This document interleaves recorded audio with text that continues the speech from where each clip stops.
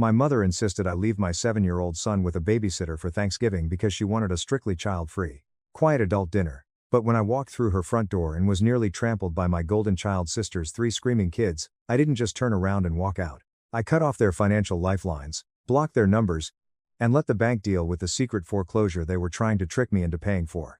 I am a 34-year-old single father to an amazing 7-year-old boy named Leo. For the most part, I have always tried to maintain a decent, functional relationship with my parents, but if you have ever dealt with a family dynamic that features a blatant, undeniable golden child, you already know the kind of uphill battle I have been fighting my entire life. That golden child is my older sister, Chloe. She is 36, married, and has 3 kids of her own. In my parents' eyes, Chloe has never done a single thing wrong. She is the sun, the moon, and the stars, and I am just the guy who happens to orbit their perfect little solar system. The favoritism wasn't subtle growing up, and it certainly didn't get any more subtle when we became adults. When Chloe turned 16, she got a brand new Honda Civic with a giant red bow on it. When I turned 16, my dad handed me a bus schedule and told me that building character meant learning how to navigate public transit. When Chloe got married, my parents happily drained $45,000 from their savings to pay for a lavish country club wedding. When my ex-wife and I got married, we had a courthouse ceremony because my parents told us they were on a strict fixed income and could only afford to buy us a toaster oven. And when my ex-wife walked out on Leo and me 3 years ago, leaving me to navigate single fatherhood completely alone, my mother simply patted my shoulder and told me I needed to man up and figure it out. Yet, when Chloe's husband got a 10% pay cut at his corporate job, my parents secretly paid their mortgage for 8 months so Chloe wouldn't have to sacrifice her weekly spa days. I had learned to swallow my pride and just accept the dynamic. I kept my head down, worked hard at my logistics job, provided a safe, loving home for Leo, and kept my interactions with my family polite but shallow. Or at least, I thought I had found a workable balance. When Thanksgiving rolled around this year, my parents called me up on a Tuesday evening to invite me over for the holiday. But my mother was incredibly, specifically clear about one major condition. "Mark, we are keeping things very small and very quiet this year," my mother said through the phone, her tone dripping with that manufactured sweetness she uses when she's about to say something offensive. "No kids this year. We want a peaceful, adult-only dinner. Just you, us, Chloe and Derek. It's going to be a sophisticated evening." At first, I was immediately bummed out and honestly a little hurt. Thanksgiving is a family holiday, and Leo loves turkey and pie just as much as anyone else. But then, after taking a deep breath and thinking about it, I rationalized the situation. I thought, okay, maybe this will actually be nice. A completely peaceful dinner without the absolute chaos of kids running around screaming. I've been working 60-hour weeks, and I have been looking forward to some actual adult conversation for once. I figured I would just leave Leo with his favorite babysitter, Mrs. Higgins, for a few hours. It would be a very short trip. I'd go over to my parents' house in the suburbs, eat some food, make some polite small talk, and then drive back home before Leo even realized I was gone for too long. I even made absolutely sure to call my mother the night before Thanksgiving to double-check the plans and ensure I wasn't misunderstanding anything. "Just confirming the arrangements for tomorrow, Mom," I said into the receiver. "You are 100% sure it's just going to be the adults, right? Because Mrs. Higgins is charging me $25 an hour on a holiday, and I want to make sure I'm not leaving Leo behind for no reason." "Oh, yes, Mark, absolutely," she assured me quickly. "We want a nice, incredibly quiet Thanksgiving, no kids running around causing noise and breaking things. It's going to be so relaxing." With that explicit confirmation, I thought everything was completely settled. I woke up the next day, made Leo a special holiday pancake breakfast, played some video games with him, and then got dressed in a nice button-down shirt and slacks. When Mrs. Higgins arrived at 3 in the afternoon, I kissed Leo on the forehead, promised to bring him back a massive slice of pumpkin pie, and left the house feeling a strange mix of guilt for leaving him in anticipation for a quiet meal. It was supposed to be a quick, easy, drama-free trip, or so I foolishly thought. When I pulled into my parents' driveway, their house looked exactly like it always did. The front porch was decorated with autumn leaves and pumpkins. When I unlocked the front door and stepped inside, the house smelled absolutely amazing, that rich, heavy holiday warmth of roasting turkey, savory stuffing, and baking cinnamon. I slipped off my coat and figured I would have a couple of hours of genuine peace with them. Maybe I would even get some rare, one-on-one time with my dad to talk about football or work. But the very second I walked past the foyer and approached the living room, something felt immediately, terribly wrong. The first thing I noticed was the sheer, deafening volume of the noise. I was promised a sophisticated, adult-only dinner, but what I heard sounded like a chaotic playground. I wasn't expecting the high-pitched sound of children's laughter, The frantic thud of heavy footsteps pounding across the hardwood floor, and the unmistakable crash of something plastic hitting the drywall. I stood completely frozen in the hallway for a second, blinking in absolute disbelief. Suddenly, a voice shrieked out, "Uncle Mark! Uncle Mark is here!" I looked over into the living room to see Chloe's 3 kids, Mason, Harper, and Finn, running like absolute wild animals in and out of the kitchen. Mason was literally jumping off the armrest of my parents' expensive leather sofa. Harper was chasing Finn with a plastic lightsaber, and they were all making an unbelievable amount of noise. It was the exact definition of the chaotic, headache-inducing racket my parents had explicitly claimed they wanted to avoid. I froze in my tracks. Wait, what the hell is going on? I genuinely thought I was hallucinating for a second.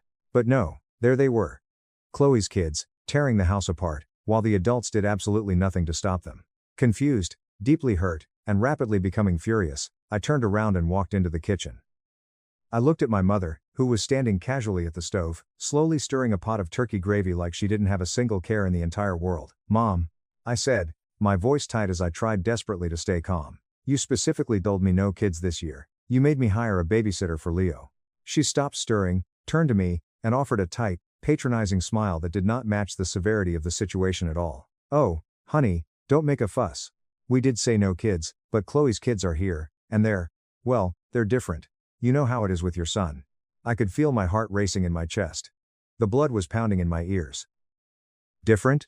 I repeated, my voice rising slightly despite my best efforts to keep it level. "What the hell does that even mean? Mom? You literally told me on the phone last night that it was going to be a quiet dinner. You said no kids running around because they're too loud, but this absolute circus in the living room is exactly what you said you didn't want." My mother looked up at me, giving me that exact exasperated, dismissive look she always gives me whenever she doesn't want to have an uncomfortable conversation about her blatant hypocrisy. She sighed heavily. "Well, Mark, let's be honest. Your sister's kids are exceptionally well behaved. They're quieter. Leo is just. He's a lot to handle. We didn't want the disruption." I could feel my face flush hot with pure, unadulterated rage. "They're quieter?" A literal crash echoed from the living room as Mason knocked over a floor lamp, followed by Chloe lazily yelling from the dining table, "Careful, sweetie."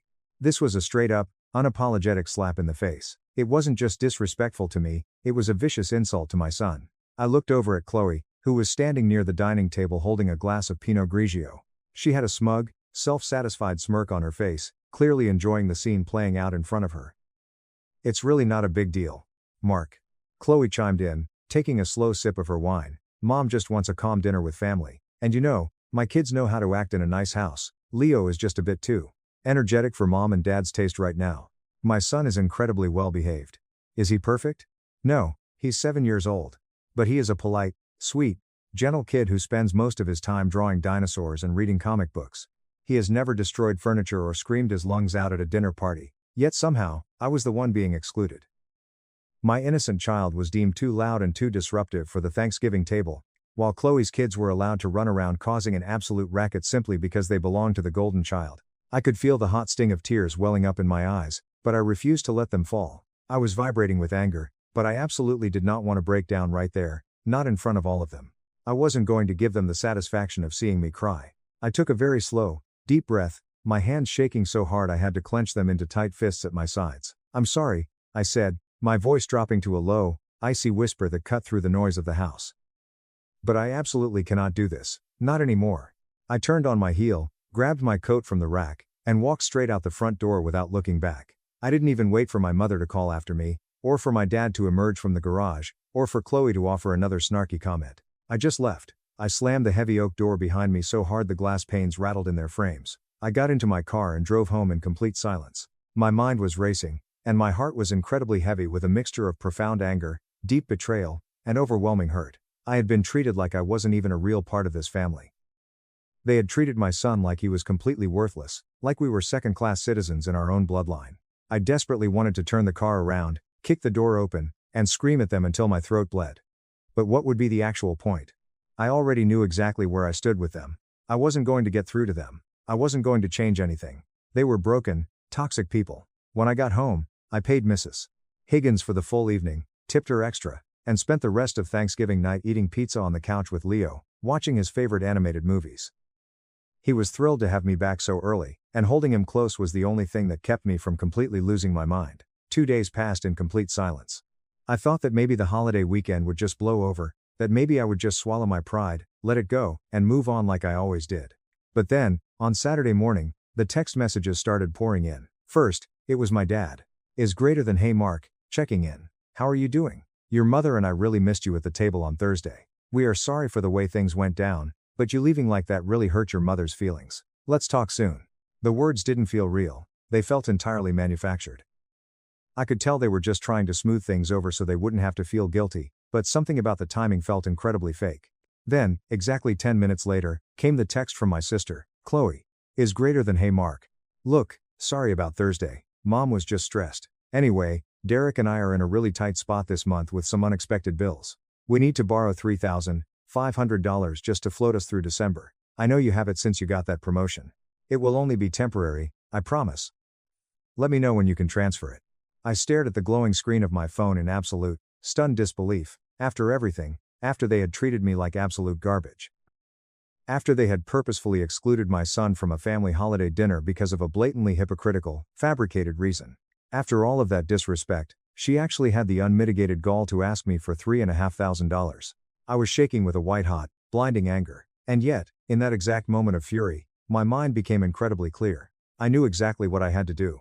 I was not going to let them manipulate me anymore. Not today. Not tomorrow. Not ever again. I sat there staring at the text for a long time, letting the anger slowly build into a solid, unbreakable resolve. How could they? After the blatant hypocrisy of the Thanksgiving dinner, they had the absolute nerve to come to me with their hands out for cash. I felt like I was drowning in frustration. They had spent my entire life making me feel small, dismissing my son and me as afterthoughts, and now they wanted me to swoop in and be their financial savior when things weren't going their way. How incredibly convenient. I wasn't about to be the family fixer anymore. I was done being the reliable background character who always cleaned up everyone else's mess while being treated like dirt. So, I took a deep breath, my fingers hovering over my phone keyboard. I wasn't going to let this slide. I aggressively began typing my response. Is greater than Chloe, I saw your message. I don't care how tough things are for you, but I will absolutely not help you out this time, or ever again. You and Mom made it perfectly clear that my son wasn't welcome at Thanksgiving, while your kids tore the house apart. I have zero interest in being treated like a second-class outsider anymore. I am not your personal ATM. You've taken advantage of my kindness for way too long. Figure it out yourself. I'm completely done. I stared at the paragraph for a second before I hit send. My heart pounded furiously in my chest, but I knew this was the only response that made logical sense. There was absolutely no way I could keep enabling their toxic behavior. I was not their bank, I was not their emotional punching bag, and I was definitely not their doormat anymore. The reply from Chloe came almost immediately, the typing bubble flashing frantically. Is greater than Mark, please don't be like this, you're being ridiculous. We're family. I didn't mean it like that on Thursday, Mom made the rules, not me. I am just asking for a little help. We've always helped you, right? We've always been there for you when you needed us. Don't punish my kids just because you're throwing a tantrum. I could feel my blood boil over. They've always helped me. I genuinely couldn't remember a single time my parents or Chloe had actually had my back when things were difficult for me. When my ex-wife left, they offered me nothing but empty platitudes and criticism. Sure, they made a superficial effort every now and then, but it was always strictly on their terms, always when it made them look good to the neighbors or the extended family. I could see right through the blatant manipulation. Chloe was trying to violently guilt-trip me, trying to gaslight me into feeling bad for finally standing up for myself and my son, but I wasn't falling for the trap anymore. I took a moment to breathe, then typed back my final message to her. Is greater than you've never been there for me, Chloe. Not once when it actually counted. You don't get to use me when it's convenient for your wallet and discard me when it's not. If you need to figure out your bills, you'll have to do it on your own. Do not contact me again. I hit send, blocked her number immediately, and tossed my phone onto the sofa, feeling a strange, intoxicating mix of profound relief and lingering frustration. I knew that what I had just done would likely stir up an absolute hurricane of family drama. It wasn't going to be easy, but I couldn't keep letting them walk all over me. And then, like clockwork, my phone started blowing up with calls. First, it was my dad again, leaving a voicemail asking me to stop acting like a child and consider the family. Then, it was a rapid-fire series of calls from my mother. I didn't pick up the first 3 times, my hands were shaking too much. But she absolutely did not stop. The phone rang again, and again, and again. Finally, I snapped and answered it. Mark, why on earth are you being like this? My mother demanded the second the line connected, her voice frantic and softer than I expected. Your sister is crying. Your father and I are incredibly upset. We've always been here for you, and you're tearing this family apart over a simple misunderstanding. Really? You've always been here for me? I replied, letting the full weight of my anger bleed into my voice. You specifically told me my son wasn't welcome at Thanksgiving because he was too loud, and then I walked into a house being destroyed by Chloe's kids. You still haven't even apologized for it. You treat me like I'm not even part of this family, but the second Chloe needs $3,500, suddenly I'm the bad guy for saying no. It doesn't work like that anymore, Mom. There was a long, heavy pause on the other end of the line. I could hear my mother sigh, a sharp, exasperated sound I knew all too well. It was the sound of utter dismissal. Mark, it's not like that at all. You've always been a bit dramatic. She started, her tone shifting back to that patronizing sweetness. We just wanted a calm dinner, and Chloe's kids just got a little excited. You are overreacting. Now please, unblock your sister and help her out. Family helps family. No. I interrupted, my voice booming through my empty living room. You absolutely do not get to call me dramatic after what you did. You told me my kid was a problem. You insulted my son to my face. You ass. I've been your son for 34 years, and I have always been treated like a backup option. You don't get to act like nothing happened and expect me to just open my wallet. I'm done. I could hear my mother's voice cracking as she realized her usual tactics weren't working. Please, Mark, we're sorry, we just didn't want it to be too loud. Please don't do this to your sister. I laughed, a bitter, hollow sound. You didn't want it to be too loud, but Chloe's kids can scream and break your lamps, and that's perfectly fine. You're so full of it. Look, Mom, I'm completely done. I've had enough. I am not your fallback plan anymore. Don't call me again. I hung up the phone and immediately blocked her number, followed quickly by my dad's number. The rest of the weekend passed in a bizarre blur. I went to bed feeling angry, betrayed, and physically exhausted, but also lighter than I had felt in decades. A week later, the inevitable escalation happened. My mother showed up at my front door. She didn't knock politely. She didn't try to call from a different number. She just appeared on my doorstep on a freezing Tuesday evening, pounding on the heavy wood. I opened the door to find her standing in the cold wind, her face pained but furiously determined. I could see she'd been crying, her eyes red-rimmed and puffy. But I wasn't going to fall for the performance this time.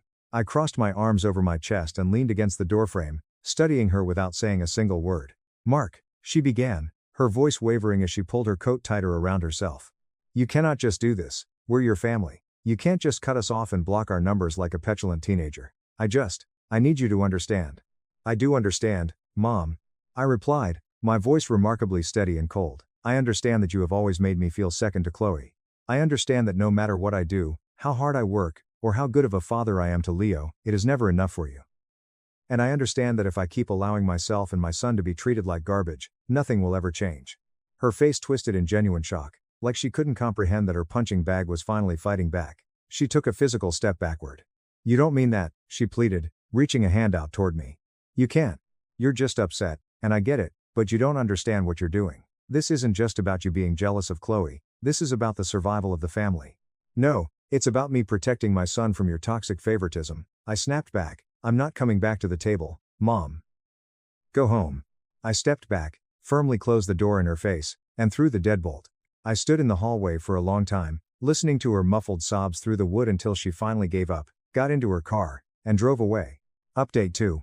It has been exactly 6 months since that Thanksgiving disaster, and what I have learned in the time since has completely shattered any lingering guilt I might have had about walking away.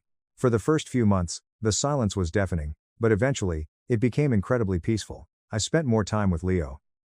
We had Friday movie nights, we built intricate Lego cities, and I stopped constantly checking my phone with a pit of anxiety in my stomach. Then, about 3 weeks ago, I received a thick handwritten letter in the mail from my dad. I almost threw it directly into the fireplace without opening it, but my curiosity got the better of me. In the letter, my dad didn't demand money, and he didn't call me dramatic. Instead, he offered a surprisingly somber, partial apology. He admitted that he and Mom had treated Chloe differently for years, justifying it by convincing themselves that Chloe needed more help while I was independent enough to survive alone. He said they had confused my ability to survive without their support with not needing their love at all. It was a heavy letter, but it still felt like it was missing a massive piece of the puzzle. I found out what that missing piece was 3 days later when I ran into my Aunt Linda, my mom's sister, in the produce aisle of the local grocery store. Aunt Linda has always been a bit of a gossip, but she has a good heart. When she saw me, she immediately rushed over and gave me a tight hug. Mark, honey, I am so incredibly sorry about what's happening with your parents' house, she said, her brow furrowed in deep sympathy. It is just a damn shame, what Chloe and Derek did to them. I froze, holding a bag of apples in my hand. Wait, what are you talking about? What happened to their house? Aunt Linda looked at me, her eyes widening in realization. Oh my God. They really didn't tell you? Mark. Chloe and Derek lost their house to foreclosure back in October. They were secretly drowning in credit card debt for years. They got evicted, and they moved all their stuff and all 3 kids into your parents' house 3 weeks before Thanksgiving. My jaw practically hit the floor. The grocery store around me seemed to stop spinning as the puzzle pieces violently snapped into place in my brain. Aunt Linda kept talking, completely unaware of the nuclear bomb she was dropping on my reality. Your parents' house is way too small for 7 people. So, your mom and dad were desperately trying to get a $50,000 home equity loan to build an ADU, an accessory dwelling unit in the backyard for Chloe to live in. But because your parents are retired and on a fixed income, the bank denied them. Your mom told me they were going to use Thanksgiving dinner to sit you down, butter you up, and beg you to either co-sign a massive loan or drain your savings to pay for the construction. That's why they wanted you there alone. They needed you trapped at the table. I felt physically sick. The air was sucked completely out of my lungs. It all made perfect, sickening sense now. The quiet, child-free dinner was never about wanting a peaceful holiday. It was a carefully orchestrated, premeditated psychological trap. They explicitly demanded I leave Leo at home because they knew if my son was there, I would be distracted by him. They needed me completely cornered, sitting quietly at the dining table, drinking wine, feeling valued as a respected adult, so they could drop a massive financial anvil on my head, and guilt-trip me into taking on $50,000 of debt to save my golden child sister from her own reckless financial ruin. They didn't want Leo there because kids interrupt serious financial manipulations. And the only reason Chloe's kids were running wild that day was because Chloe, in her infinite, arrogant entitlement, absolutely refused to send her own kids to a babysitter, claiming, "My kids live here now, they aren't leaving the house on Thanksgiving." Chloe's sheer arrogance had accidentally blown up my parents' entire master plan. When I walked in and saw the blatant hypocrisy of her kids destroying the living room while mine was banished, I walked out before they even had the chance to serve the turkey, let alone spring their massive financial trap on me. That was why my mom was so frantic on the phone.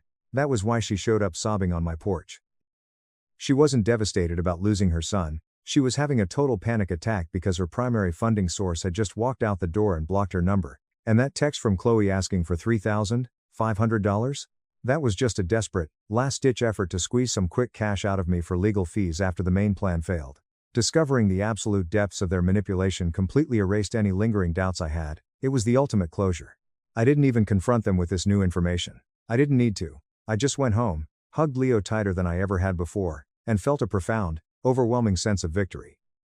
I had dodged a $50,000 bullet simply by demanding basic respect for my son. This upcoming Thanksgiving, things are going to be very different. I am not begging for a seat at their toxic table ever again. Instead, Leo and I have invited 3 other single parents and their kids over to our house. We are going to have a chaotic, incredibly loud, messy dinner. Kids will be running around, things might get spilled, and it will be absolutely glorious. I finally understand that boundaries do not destroy healthy families, they expose the toxic ones. I lost a family that saw me only as a wallet and a backup plan, but I protected the only family that actually matters, my son. If you enjoyed this story, please hit that subscribe button. It really helps the channel out and allows us to bring you even more awesome stories. Thank you so much for watching. My sister set my house on fire after I refused to give it to her. My parents begged me to forgive her, but I let the police arrest her anyway. So I saved for 5 years, purchased my own house, fixed it up myself and thought, cool, life's finally stabilizing. My family saw this as a personal challenge. Before we get to the point where everything literally goes up in flames, let me start from the beginning. My name is Ethan, I'm in my late 20s and work in operations management for a medium corporation. It isn't flashy, but it's consistent. Long hours, problem solving, and preventing things from coming apart. That's pretty much how I've spent my entire life. As the one who figures it out. In my family, this led to my becoming the responsible one, which essentially meant that no one checked on him since he would be okay. My parents, Gregory and Catherine, always acted as if I was born knowing what I was doing. They assumed that if I struggled, I could manage it. Meanwhile, my little sister, Chloe, was treated as a precious collection. Dust her off. Keep her secure. Don't let her feel overwhelmed. Every move she made, no matter how dubious, was lauded as heroic, difficult, or too much for her to bear. I stopped expecting fairness years ago. Anyway, after 5 years of saving every penny, foregoing holidays, and working additional hours whenever possible, I eventually purchased a home. Nothing dramatic, simply a 2-bedroom cottage on the outskirts of town. Most people would have turned it down since it required a lot of effort. but I felt I could create something substantial out of it if I was patient. The apartment had ancient paint peeling like thin paper, flooring that looked like someone had dragged metal furniture over them for a decade, and a kitchen with cabinetry so bent I could see light through the gaps. But it was mine. No roommates, no landlords, and no shared walls.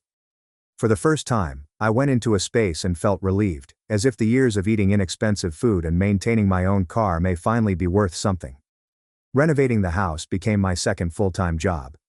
I'd work a 9-hour shift, come home, change clothes, and tackle whatever problem the house threw at me.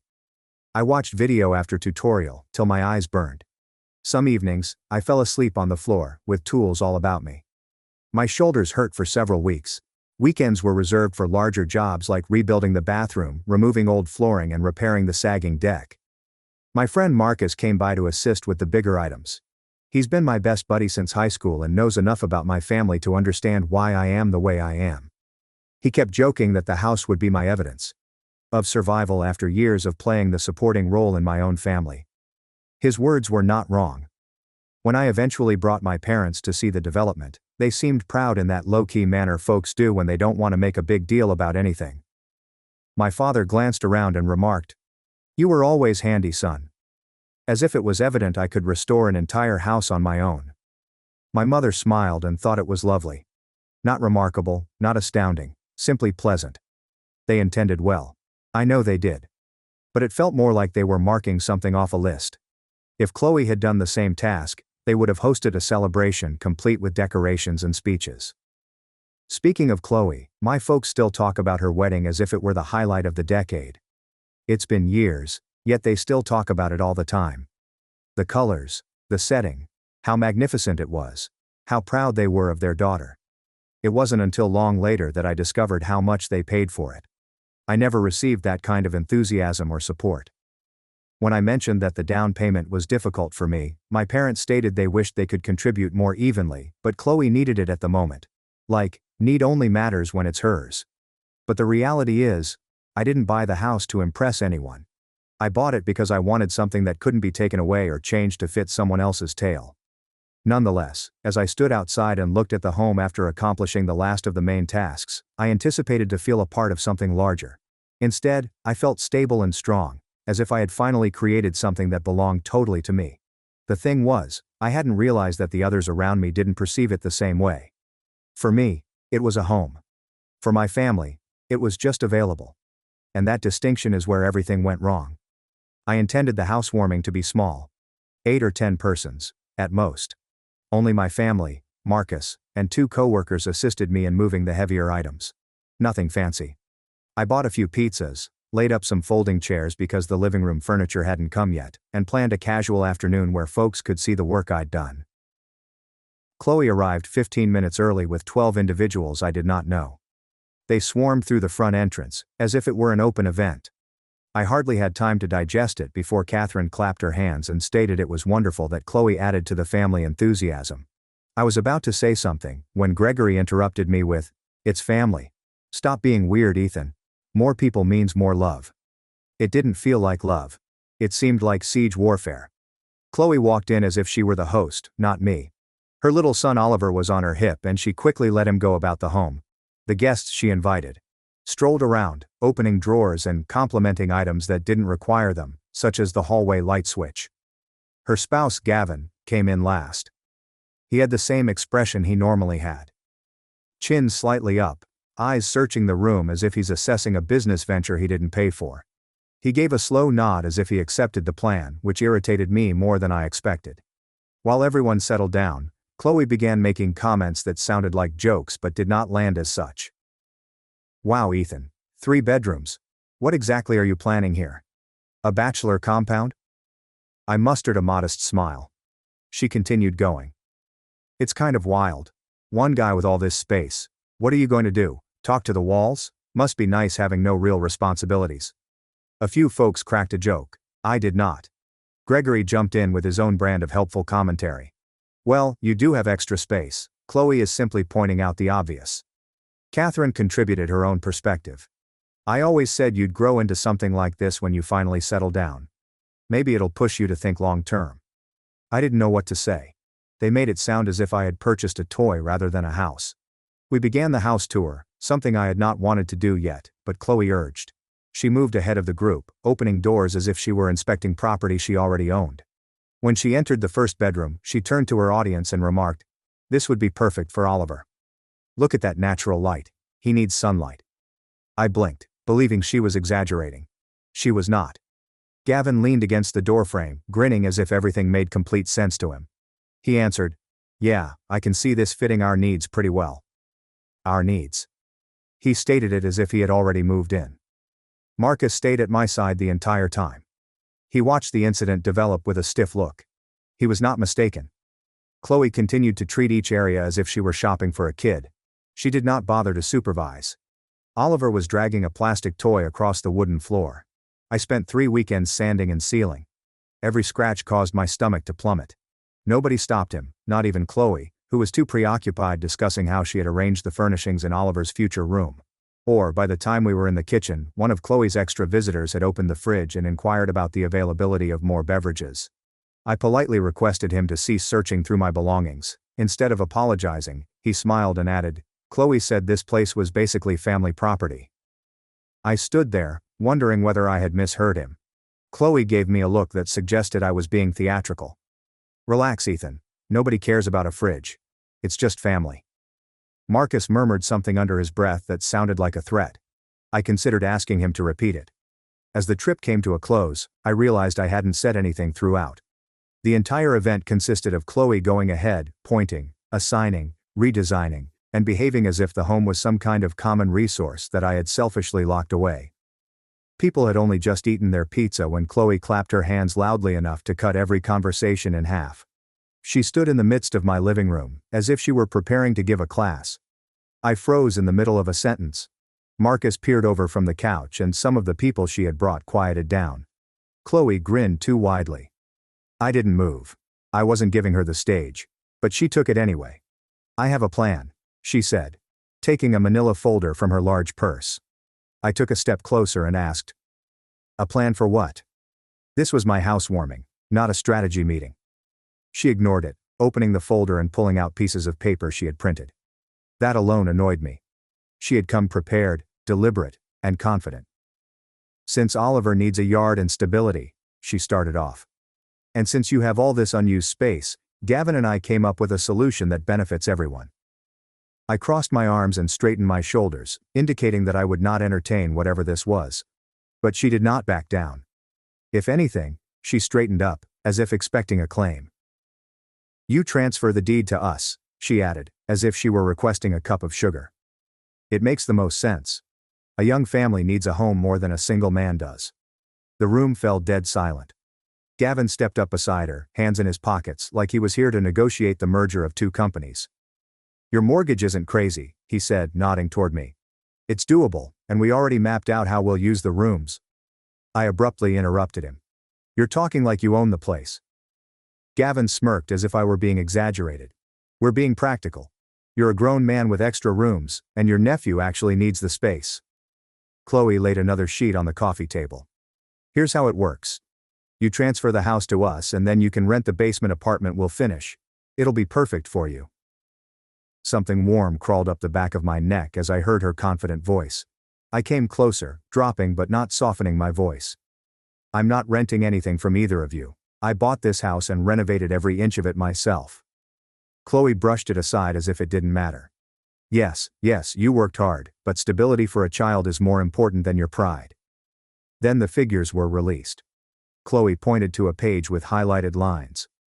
"The mortgage is around $1,300 per month." I did not respond. Gavin moved forward. "We can contribute $500, maybe $550 when things are going well. You'd cover the rest because you make more." I laughed sharply and loudly. "You want me to give you my house and pay most of the mortgage?" Chloe asked without blinking. "It's not giving. It's helping your family. If you say no, you're choosing money over blood." This time I didn't hold back. "You don't get to guilt trip me in my own living room." Chloe attempted to maintain eye contact, but mine didn't move. She glanced away first. Gregory cleared his throat and stepped forward, attempting to appear indifferent. "Let's just hear both sides." I stopped him off.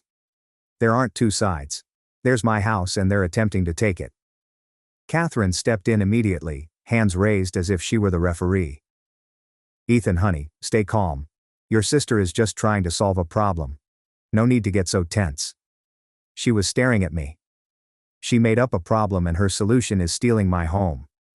Marcus rose from the couch, arms folded. Gavin snorted and puffed up. This isn't a negotiation. This is theft with extra steps. You don't understand how housing law works.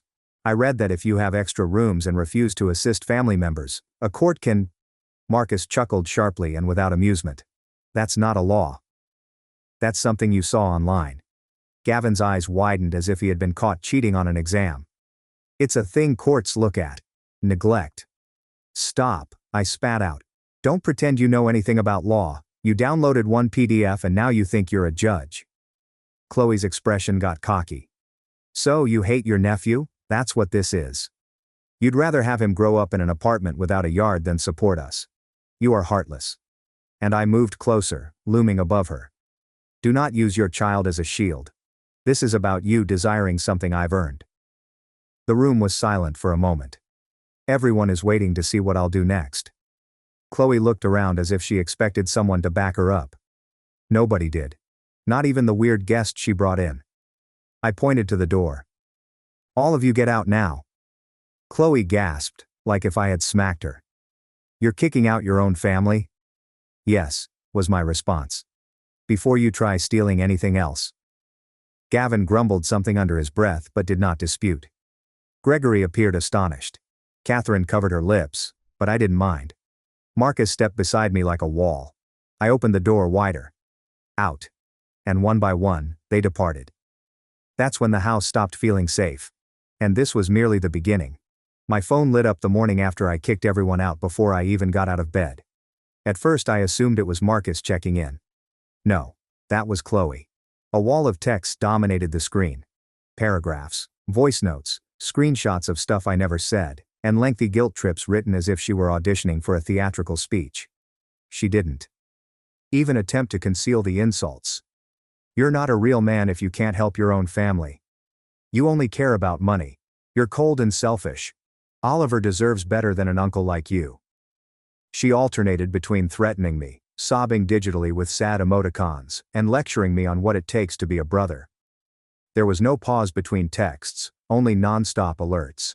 Then Gavin started. His tone was not hostile. It seemed condescending, as if he believed my reaction last night was only a little setback. Let us know when you're ready to have a mature conversation. We can work out the rent terms when you calm down. I'll start looking at contractors for the basement. Don't worry. I'll pick affordable ones. He texted as if he were the owner. I banned his phone number. He located another one and texted me from there. He also gave me a list of proposed modifications that he wanted me to do before they moved in. I did not react to either of them. By lunchtime, Chloe had shifted strategy and made the battle public. She wrote on social media that I booted out a woman and her infant in front of witnesses, and that I value empty rooms more than family. People who were unaware of the circumstances commented with love and "Stay strong, mama" under her messages. She even shared a few images from inside my home. In the comments, several of the individuals she brought tagged themselves in each other, as if it were a typical gathering rather than an ambush. I wasn't shocked when she twisted it. I was amazed by how quickly people believed her. Gregory called at about 3 o'clock. I expected him to start with something logical, noting how ridiculous the previous night had been. Instead, he sighed as if I had caused it all. Ethan, can't you just apologize and talk to your sister? She's hurting. She's not hurting, I corrected him. She's angry because she didn't get her way. He brushed it off. You know how emotional she gets. Don't escalate it. Catherine then called. I sent both of them screenshots. Proof, actual texts and voice messages in which Chloe called me heartless and Gavin pretended to have already moved in. Catherine continued to minimize it. Gregory interrupted with, "You're being arrogant, son. You're always stuck in your ways. Just be the bigger person." I nearly laughed. She attempted to take my house. How am I the problem? Neither of them responded. Marcus paid a visit that night. I showed him each message. He did not sugarcoat anything. This is harassment, he stated. You need to document everything, including screenshots and timestamps. And upgrade your security. People like this don't stop just because they're embarrassed. There's something in Chloe's tone that felt unstable, as if she'd convinced herself she was owed something. So I installed exterior cameras the following morning. Doorbell cam, backyard cam, new locks, motion lights. Nothing fancy, but enough to help me sleep better. I stopped opening the door until I had checked the camera first. They recorded to the cloud, which made me feel a little safer, but the majority of what they captured at night was shape and motion rather than clean faces. When Gregory and Catherine learned about the cameras, they acted as if I had bought attack dogs. "You're escalating," Gregory stated. "You're treating your sister like a criminal." Catherine added, "This is unnecessary." "No," I said. "This is protection." They refused to accept that. Family gatherings changed quickly. I stopped going and relatives who only knew Chloe's version began acting as if I had committed a crime. I received texts from cousins repeating her lines. "Family members should not fight over a house. You could have handled it differently. She just wants stability for her child." No one seemed to care that the stability she desired was the result of years of work I had done alone. Even worse, word spread that I exploded at the party, as if raising my voice in response to someone demanding ownership of my home was an unreasonable reaction. Gavin claimed I threatened him, which never happened. I did not threaten to hurt him. I did not make any violent promises, as he had told people. I shut him down and told him to leave. That is it. By the end of the week, it felt like half of my family had transformed into Chloe's echo chamber. Marcus remained consistent though. Every day, he reminded me to avoid emoji-filled traps and manipulative messages. He advised me to save everything and maintain a calm exterior. "People like them use chaos as leverage," he explained. "Do not give them more." I tried, but each day felt like a new level of disrespect, an accusation, or an attempt to make me feel guilty for not handing over something I built myself. I already had a work trip scheduled for the following week. It should have been a straightforward 2-day conference out of state. Instead, I left with a heavy tension in my chest. As I locked the door behind me the morning I left, I looked back at my house. For the first time since purchasing it, I did not feel excited or proud when I looked at it. I felt uneasy. Something was approaching, and I could feel it. I was halfway through the second day of my business trip when my phone rang with an unknown number. Normally, I ignore them, but something told me to pick up. A calm voice introduced himself as a member of the fire department in my hometown. He gave my address and then said the words I never expected to hear.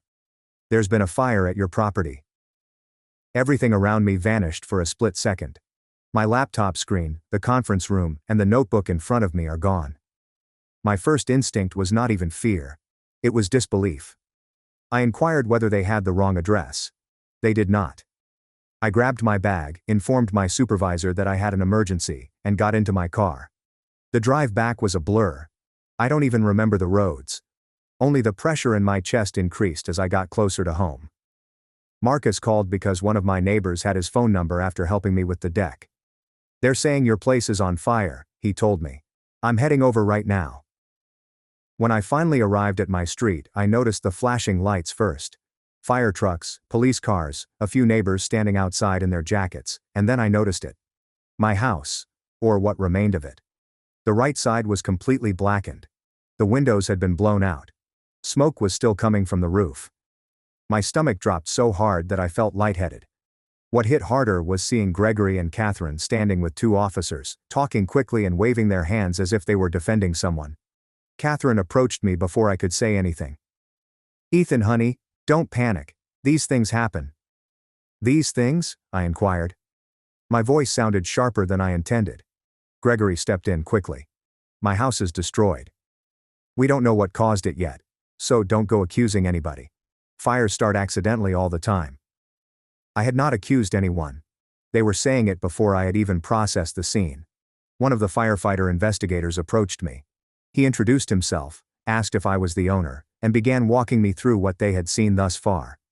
His tone was professional, but firm. They deemed the fire suspicious. The point of origin appeared to be intentional. There were signs that someone had been near the side entrance recently. When they inquired about cameras, I pulled up the clips. The footage showed a figure cutting across the yard's edge toward the side entrance. Hood up and head down. Nothing you could positively identify from a grainy nighttime video. The feed then dropped, as if the power or router had been disrupted. A few minutes later the fire started. Then Catherine said, Remember, our daughter lives nearby, she would never do anything like this. The investigator looked perplexed. Ma'am, we didn't mention any suspects. That said it all. The police wanted to speak with me. They led me to the back of a cruiser, which was quieter. They inquired about conflicts, recent threats, and anyone who may have a motive. I opened my phone to show them everything. Chloe's lengthy messages, Gavin's smug texts, public posts, and even the housewarming chaos. That's a lot, the officer stated. No. Do you have the names of the people who were at the housewarming? Not all, I informed them. She brought strangers, but she posted about it, and they tagged themselves in the comments. I screenshotted it all. They photographed my phone screen, asked follow-up questions, and carefully documented everything. As I walked back toward the curb, I noticed Chloe standing a few feet away, arms crossed and eyes red as if she had been crying. She was not being questioned. She was not upset by the fire. She seemed upset that I was giving the police information. When she saw me, she immediately went into performance mode. I can't believe you're letting them think I had anything to do with this, she said, her voice trembling. I'm your sister, I'm your mother. Why would I ever hurt you? I didn't say she did anything. I did not imply it, but she responded as if she had already been accused. Gavin stood beside her, trying to appear composed. You need to be careful what you're saying to officers, said the man. You're emotional, you don't want to create a false version of events. He was staring at me. I told them the truth. He gulped hard. Just don't let anger cloud your judgment, said a guy who had attempted to claim my house 2 weeks before. Marcus finally arrived and went right to my side. You good? He inquired quietly. No, I replied. Not even close. He remained there, a steady presence, while Gregory and Catherine hovered on the opposite side of the yard. I overheard Gregory tell an officer, my daughter would never do this. She's a caring person. Whoever told you otherwise is exaggerating. The officer responded, Sir, we're gathering facts. We haven't been told anything specific. Catherine kept looking at me as if I was the one who started the fire by cooperating. When another investigator approached me with clarifying questions, Gregory stepped forward like a defense lawyer. Do you need to keep asking him questions? He is upset. Consider saving it for later. I said, Dad, let them do their job. Catherine looked at me as if I had betrayed her. The questioning continued. More evidence was collected. More officers are walking around the property. Every few minutes, someone would ask me another question about the timeline or motive. Each time, Chloe and Gavin became more tense. Eventually, one officer approached me and spoke quietly. I'm not saying anything officially yet, but the pattern of damage and the timing lines up with someone who knew you weren't home. My teeth were grinding. I didn't say anything. When I looked back at my parents, they were huddled around Chloe, as if they were comforting the victim, herself. It was obvious by the time the firefighters had cleared the scene and secured the area. The evidence pointed to Chloe. And my parents were not simply refusing to see it. They were already planning their defense. The investigation proceeded faster than anyone expected. A week after the fire, the police called me early in the morning and asked me to come inside. I sat in a small room alongside an investigator and a detective. Both of them appear serious, yet calm. They laid out their findings. There are traces of accelerant near the back entrance. Shoe prints that match the brand worn. My cloud footage captured a hooded figure moving toward the side entrance before the feed dropped. A neighbor's camera caught her car near my street while she claimed to be at home, and the history of threats prior to the fire. When they said, "We're issuing charges," my chest tightened. Not satisfaction or fear, but the weight of everything becoming real. Chloe was arrested later in the afternoon. I did not receive any news from the police. I heard it from Gregory, who called me in a panic, breathing heavily as if someone had died. "Ethan, what did you do?" he demanded. "They came to her house and took her away in handcuffs. She's married. She has a child." "I didn't do anything," I told them. "They arrested her based on evidence." "You could have stopped it," he said. "You should have told them this was a misunderstanding. Families don't destroy each other like this." My jaw clenched. "She burned my house down." Catherine cut into the line, crying loudly. "She made a mistake. She wasn't thinking clearly. She's under stress. You know how fragile she is. She has a baby. How could you let this happen to her? How could she do this to me?" I replied. Catherine sobbed harder. "You can still fix it. You can retract your statements. Tell them you exaggerated. Clarify the timelines. Say you're unsure. Anything. Just help your sister before her whole life is ruined. I almost laughed at the absurdity. I told the truth. I'm not lying for anyone. Gregory's voice dropped cold and sharp. You are ruining this family. No, I said. Chloe did that. He hung up. 2 hours later, Gavin posted on social media claiming she was unjustly targeted and betrayed by her own brother who hates mothers and doesn't understand family loyalty. His followers ate it up. He painted her as a victim of a cruel system and an even crueler sibling. Then Gavin messaged me from a new number trying to sound tough. You crossed the line, man. Fix this. Drop everything or things are going to get bad. I ignored it. He sent another. I mean it. Don't underestimate me. Still ignored. That evening I stepped out of my car in my driveway. What was left of it? When I heard someone walk up behind me fast, I turned just in time to see Gavin rushing toward me with his jaw clenched and fists balled. You think you're some kind of hero? He snapped. You think you're going to win? You're nothing without family. Nothing. Before he could grab me, I shoved him backward. He stumbled, but came right back, swinging sloppily. I sidestepped, grabbed his arm and pinned him against the hood of his own car. He struggled. But he wasn't strong. He fought like a man who thought bluster was enough. You want to try that again? I said through my teeth. Marcus pulled into the driveway right then and saw the whole thing. He got out ready if needed, but he didn't have to lift a finger. I had Gavin completely locked. Get him off your property and call the cops, Marcus said. Gavin tried one more weak shove, so I released him with a hard push that sent him stumbling several feet back. He tripped, caught himself, then pointed at me with a shaking hand. You'll regret this, he hissed. You're destroying our family. Your family destroyed itself, I said. Now get off my property. He scurried to his car and peeled out like a teenager who just lost a fight he started. Marcus walked over. You okay? I'm fine, I said. He won't be back. You know he tried to put on a tough guy act, right? Marcus said. You barely touched him. Guy fights like a wet sock. For the first time in weeks, I almost cracked a smile. The next few days were worse with Gregory and Catherine. They stopped pretending to be neutral. Every call was another attempt to twist my arm. Just tell the court you misunderstood. Think about Oliver. He needs his mother. Why are you doing this? Why are you being cruel? Each time I gave the same answer. I'm not lying. Catherine cried every call. Gregory yelled every call. Both blamed me for everything. But Marcus stayed steady through all of it. You're not doing this to her, he kept reminding me. She did it to herself. She's responsible for her choices. You're just telling the truth. That's what kept me grounded. Facts do not change just because people cry about them. As the case progressed, my parents became colder. Shorter texts, calls, and accusations. It wasn't long before the tone changed from begging to resentment, like they despised me for not sacrificing myself in the way they expected. One night, after receiving another message from Catherine calling me heartless, I finally realized something that should have been obvious long ago. I was not losing a sister. I was also losing my parents. The court was not quick. It was not satisfying. It was nothing like people imagined.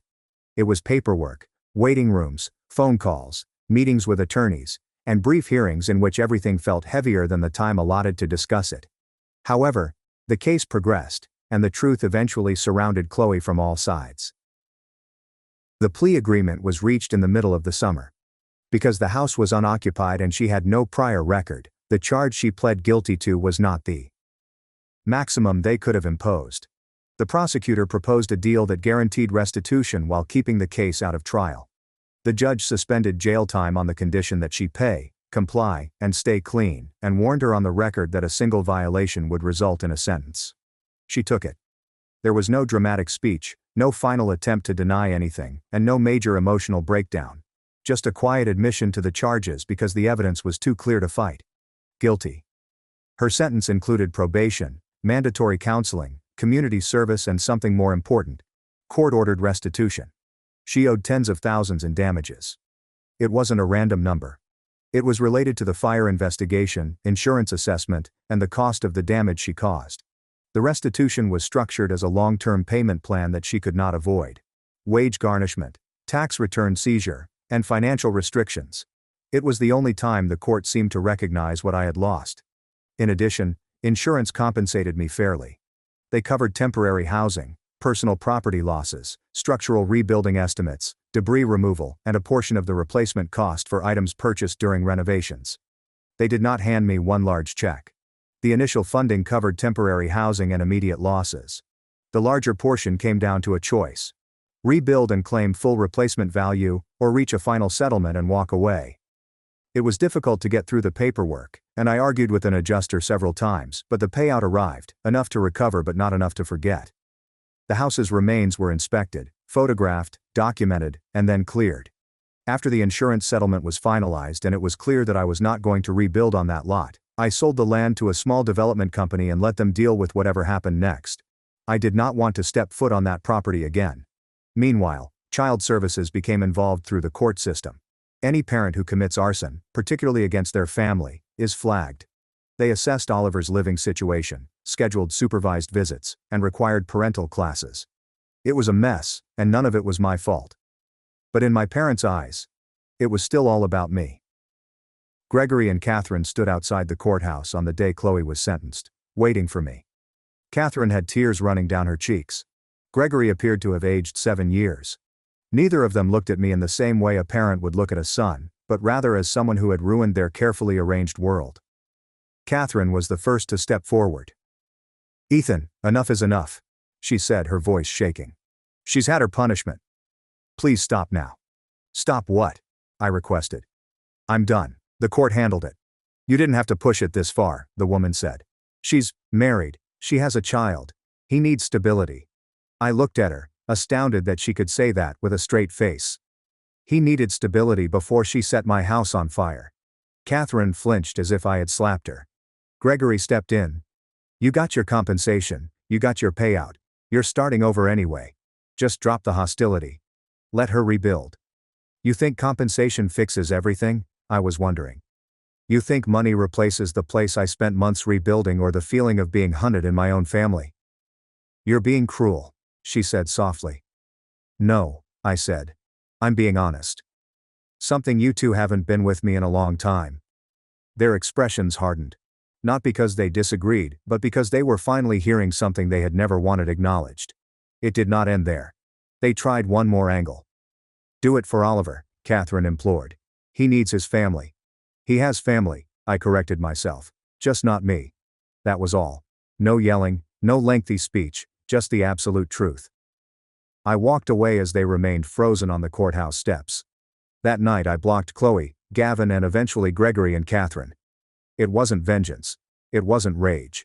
It was about survival. You can't have people in your life who will watch your house burn and then blame you for the smoke. The final part of the insurance settlement was processed 3 months after the court case was closed. I had enough to rebuild or relocate. I chose neither of those old paths. Instead, I accepted a job offer from a branch of my company located 2 states away: better pay, weather, and distance. I packed the little I had left. The fire destroyed most of my belongings, so I moved into a clean, quiet apartment with new walls that did not carry old echoes. Marcus clapped my back as we finished unloading the last box.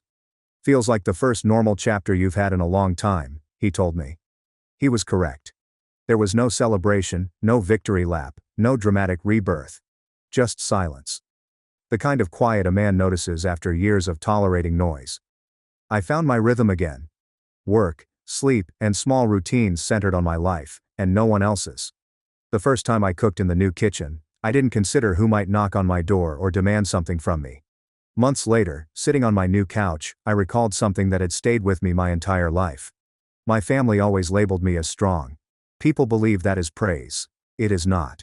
Being the strong one was just an excuse to take from me, assuming I'd never break, complain, or require anything in return. I'm no longer their strong one. I am just a man living in peace.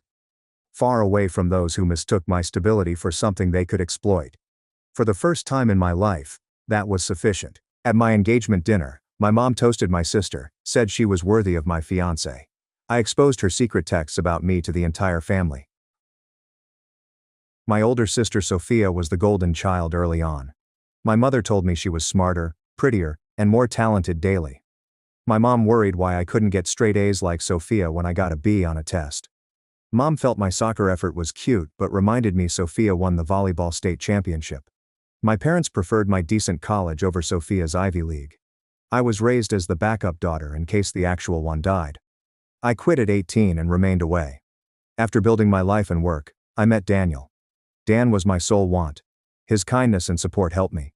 He proposed 5 months ago and I accepted immediately. We had an engagement dinner with both families. Emily said having my mother there would be great and new. First hour at a posh restaurant meal went well.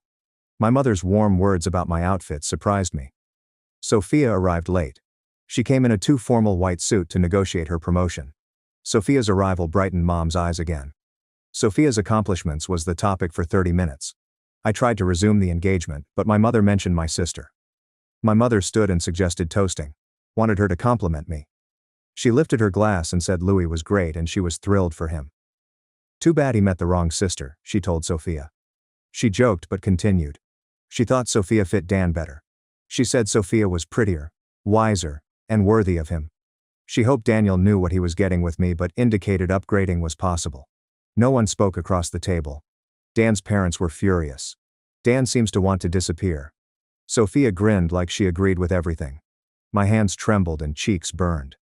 My 26 years of rejection returned immediately. I stood up and told my mother I had something to say. Her Sophia texts were available when I set up her new phone 2 months ago. Each secret text about me was revealed. My mother called me embarrassing. Sophia said I excelled Daniel. Mom agreed, saying she didn't see what he saw in me.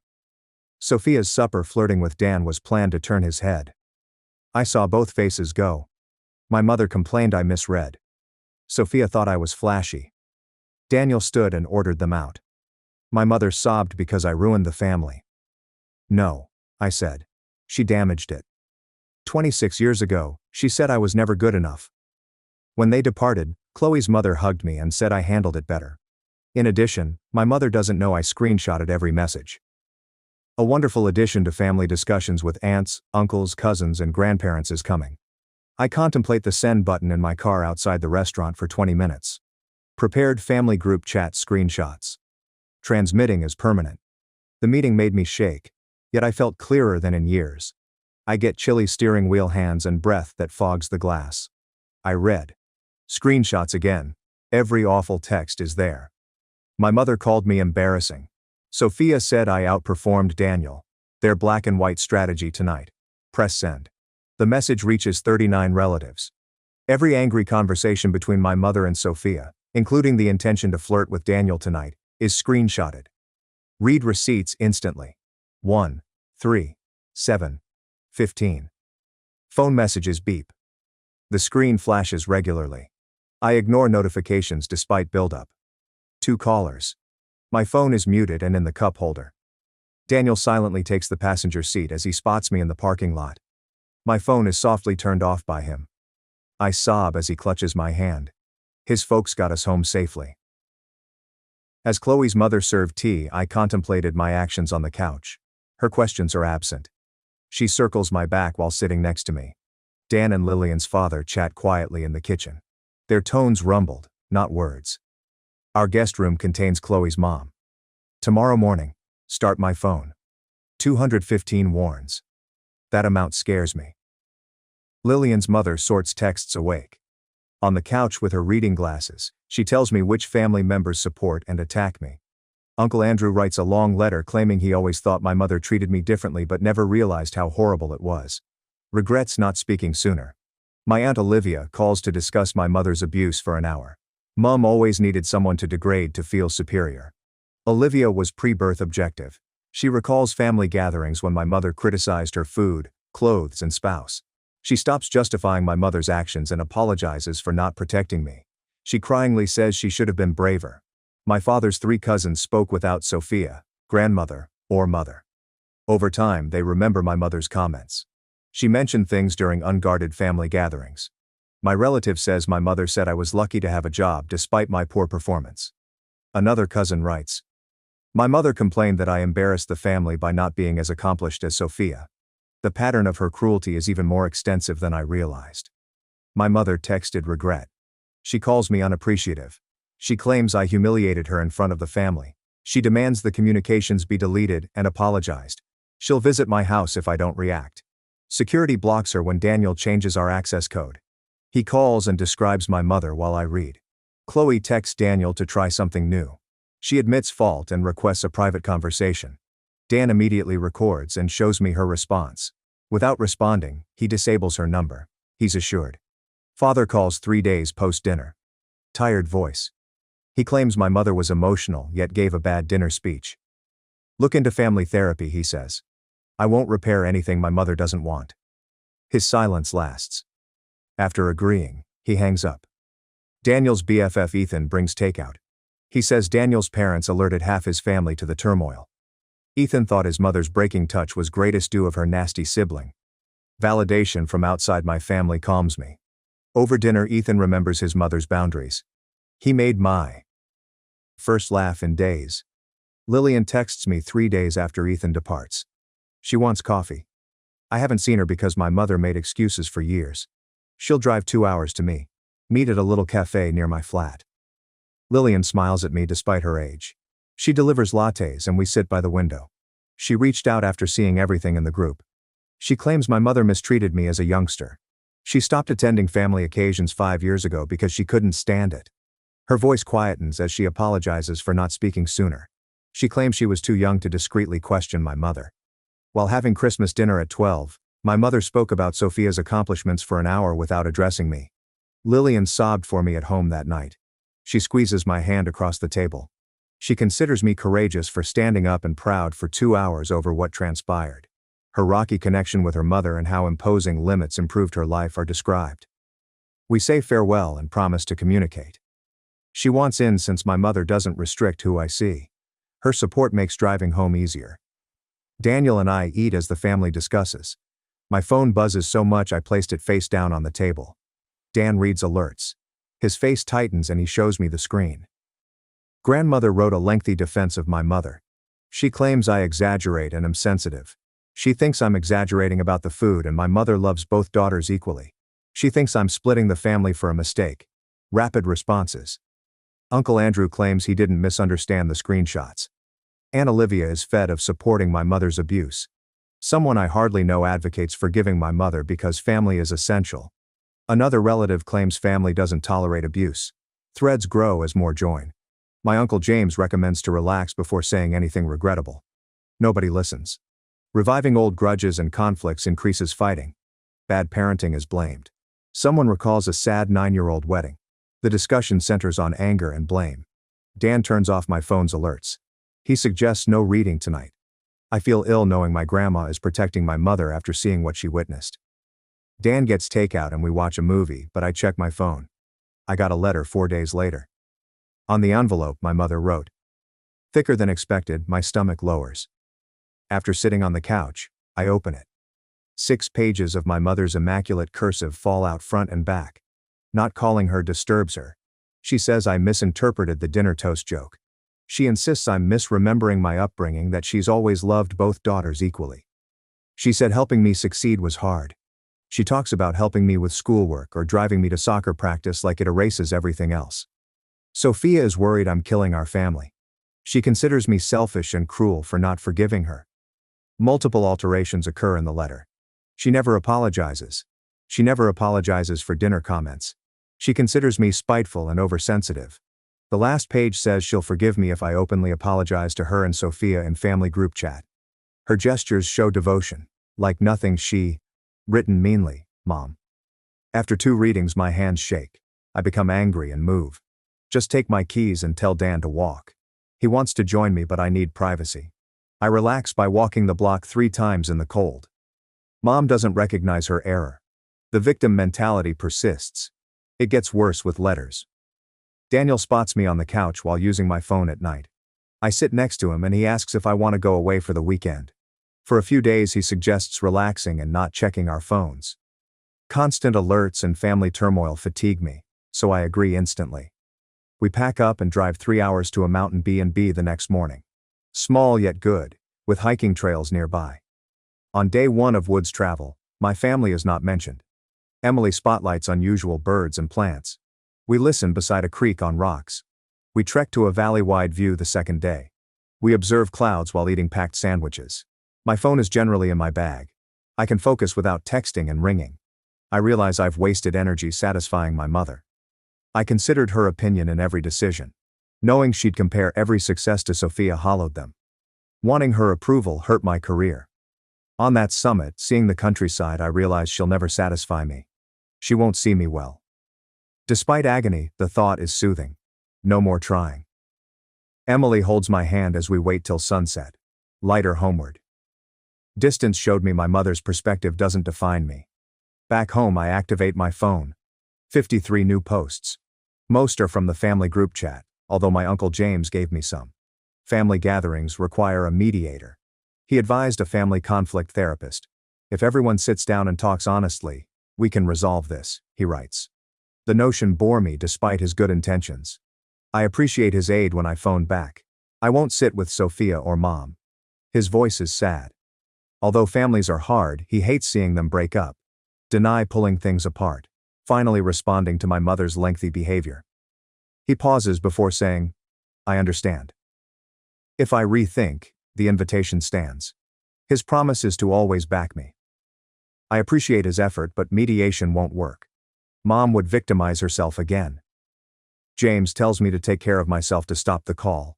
I swear. A stranger sends me an Instagram message. No profile photo. Random username. What makes me read it after nearly deleting it? Her letter indicates she heard from friends and wants to reconnect. Madeline, my dearest high school buddy, sent it. After graduation, she moved to college across the nation and we lost touch. Even though I haven't thought about her in years, her name conjures up sleepovers and late-night talks. Our lunch is planned after I message her. She chooses a restaurant between our apartments. I enter and she rushes and hugs me. Her looks doesn't affect her laughter. The previous 8 years are eaten and reviewed. Her topics are job, home, and dating. My mom is mentioned. She always believed my mother was mean as a teen.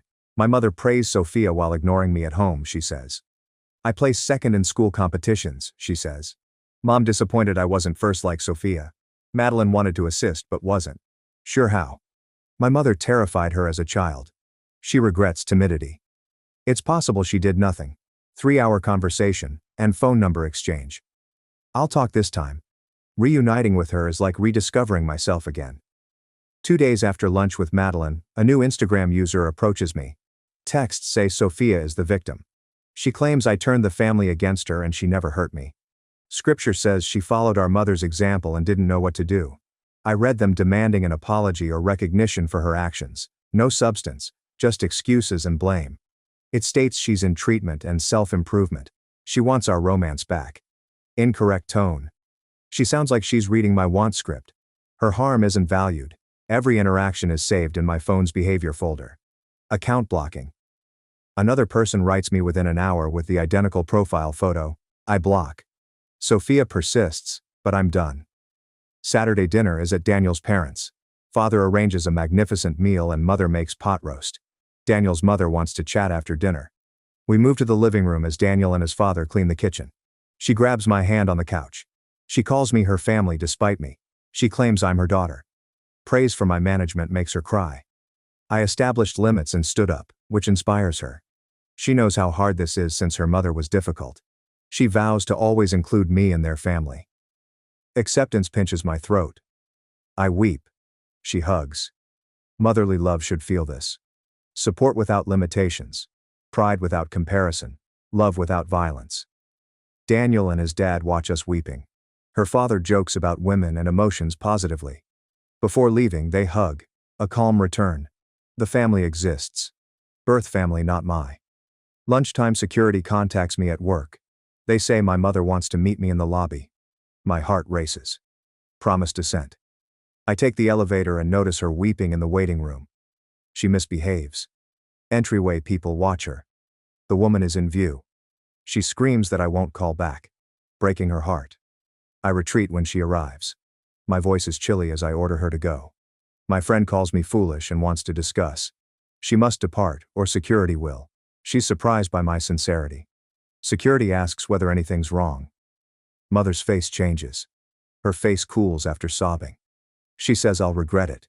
She thinks I'm hurting her and will understand when I have kids. She turns toward the door. She yells across the lobby that I'm an unappreciative daughter before leaving. Everyone in the waiting room hears her. Shame warms my face.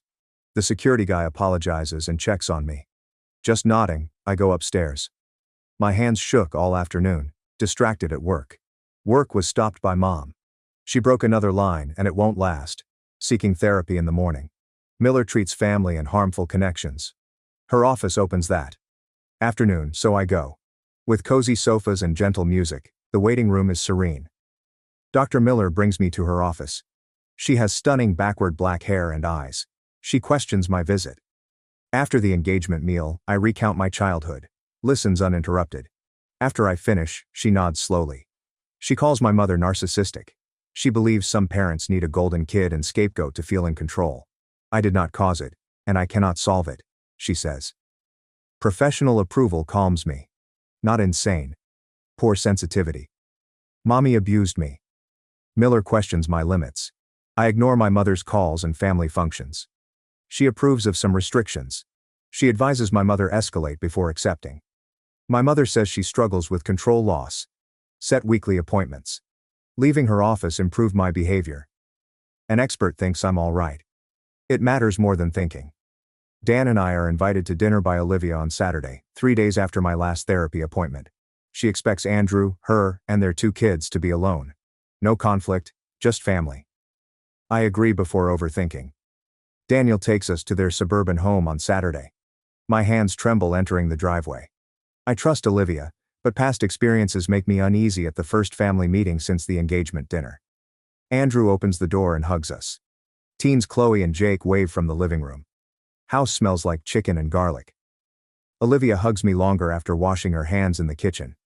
She whispers thanks for coming. Dinner in my house has never felt so natural. Discussing school, job and kids' sports. My mother and Sophia are disregarded. Nobody compares or backhandedly remarks. Olivia holds her dessert wine. As expected in the restaurant, she wants to celebrate my engagement. She thinks Dan is lucky to have me. She says, I deserve someone who sees my worth. Jake and Chloe sip Coke. I blink desperately to stop sobbing as my throat tightens. Family should experience this. During the week, families interact more. Isabella, my second cousin, emails me about her mother in detail. She alleges her mother humiliated her and favored her brother. We chat for 2 hours over coffee. Even if your parents mistreated you, she knows the strange embarrassment of separation. Her experience 5 years ago led her to happiness after leaving relationship mending. Both parties exchange numbers and agree to talk. My dad's uncle texts me support. My old images get heart emoji comments from 2 additional relatives. I'm developing a family that appreciates me, not backup daughter. Like beginning over, but better. It's great my family likes me. The bar was low. Phone rings while preparing breakfast. Caller ID reveals my grandmother's number. Almost not replying, curiosity triumphs. She speaks shortly after I respond. She worries about my mother's health. My mother saw a doctor for stress-related chest pain. She breaks as my granny accuses me for not forgiving. I breathe and speak softly. I'm not accountable for my mother's health. Stop endangering my health. My grandmother gasps like I uttered something terrible. She calls me cruel and says families forgive. I suggest her family respect each other. Screaming, she asks how I got chilly. I learned limitations from her treatment, not coldness. I disconnect before she continues. My hands shake, but I'm pleased I continued. Daniel and I read wedding magazines at our kitchen table. I cried when his parents funded our wedding. List guests. Daniel records family and friends. Olivia, Andrew, Lillian, my father, and others extended real support. The list excludes my mother. Neither does Sophia's. I grant Dan's request. He squeezes my hand and whispers, okay. We count names and choose 40 guests. Dan asks whether I mind. Yes, it feels right. They care about us. Not sad, choosing feels strong. I'm not inviting out of duty or fear. I pick who celebrates with us. My work phone gets email alerts. Forgot to disable Sophia's work email. Unknowingly, I open the, I'm sorry, subject line. She describes her treatment in 3 paragraphs. She recognizes our mother's bias made her rely on being the greatest at everything. She thinks she never learned real relationships because she wanted our mother's approval. She would like to be sisters and friends again. Read twice. The full email discusses her issues. She recounts her pain, treatment, and revelations. For certain actions, she never apologizes. Her smile disappears when mom says I'm not good enough. No one claims she'll flirt with Daniel. Email victimized her, not me. End without reply. I reject her closure because she wants it. Next session, Dr. Miller and I will write my mother. She calls it border letter. It needs few tweaks to be perfect. Note adds, I will not have contact with my mother until she acknowledges the specific harm she caused throughout my life. It lists examples without being cruel. It says I need her to stop blaming me for the consequences of her own actions. It states clearly that I'm not asking for an apology that shifts blame or makes excuses. A page. Dr. Miller nods while reading. Clear and strong without being harsh, she says.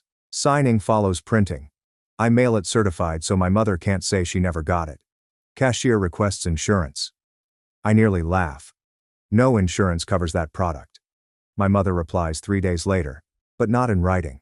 She believes she's a dedicated mother punished for adoring both girls equally on Facebook. She says some kids don't understand parental sacrifices. For unknown reasons, her heart is broken. Without context, 20 likes, 12 comments. Family members who missed the first group chat contact me after viewing the post.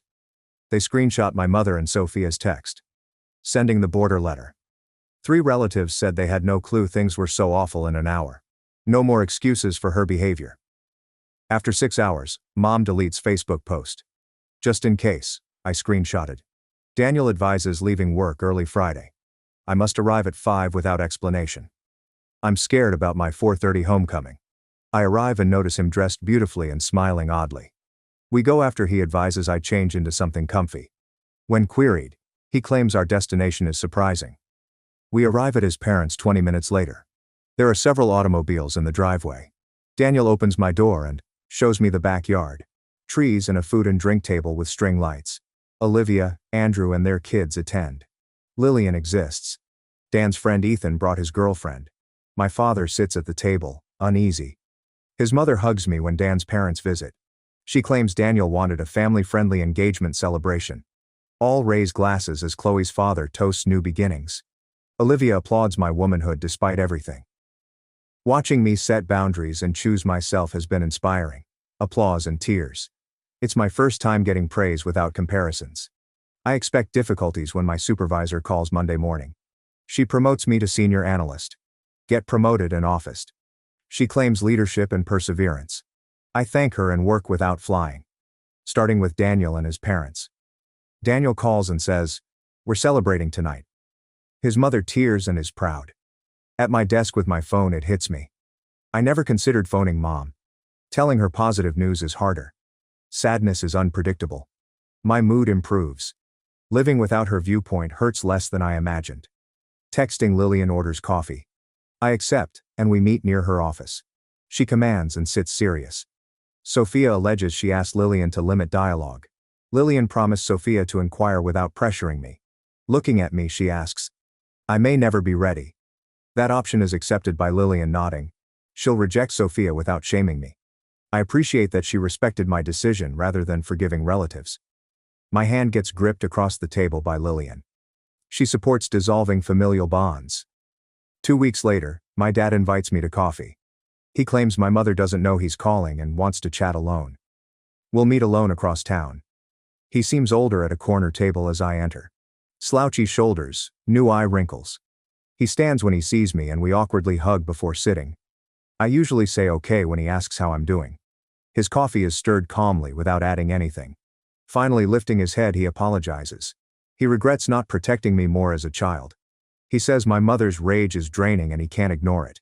Fatigued guy says it. He thought saying this was theft. I don't know what to say after waiting my whole life for him to confess. His words dull me, not relieved. Apologizing doesn't help. He's more accountable than I expected, but it doesn't erase my past or years of comparisons and put-downs. I tell him. Avoiding major matters, we speak about minor things for another hour. As we part, I declare I'll date him if he respects my rules. Not talking about my mother or letting him reconcile. He accepts instantly, almost nervously, like he needs permission to date me without her. Our monthly coffee meetups are simple. Although far apart, our relationship is more honest. I felt uncomfortable driving home, like I'd accepted something unnecessary. Next morning, my grandmother messages. Writing her long, formal statement probably took an hour. She warned me about mistreating my mother and prohibited me from family trips. She does not consider a daughter who openly humiliates her mother and refuses to apologize her grandchild. She mentions my holiday prohibitions, including guest list removal. I reread the message expecting pain. But relief floods me. I was excluded from terrible happenings. My mother commended Sophia's thinness and condemned my weight over Thanksgiving. Sophia received jewels and elegant outfits for Christmas mornings while I received socks. Easter brunches with my grandma, who asked why I wasn't married and praised Sophia. I can skip it all now without remorse. I copy and email Daniel the message with the description. I guess we're having our own holidays now. He quickly replies, his parents already invited us to everything and we're going to start our own traditions. I quiet my grandma and eat breakfast feeling lighter than in weeks. Daniel and I research wedding sites next Saturday. 3 attractive but unpleasant sites were visited. Next, we visit a little garden behind an ancient city building. The owner showed us around and I fell in love. Stone paths link rose arbors and flower gardens. An intimate 50-person patio with string lights amid trees. Nice and cozy, however my mother wanted huge settings. He feels Emily holding my 5-month reservation and deposit. Owner expects a beautiful wedding. On the way home, Emily advises bringing only relationship supporters. No obligation invitations or embarrassing relatives. Only those who arrived. Fun replaces stressful wedding planning. Who we want is on our lunch napkin lists. His list includes my dad, Aunt Olivia, Uncle Andrew, Lillian, Madeline, Chloe's relatives. I like all 40 names I'll chose. A mother's friend is in the vegetable department next Tuesday. She smiles as she approaches me before I change aisles.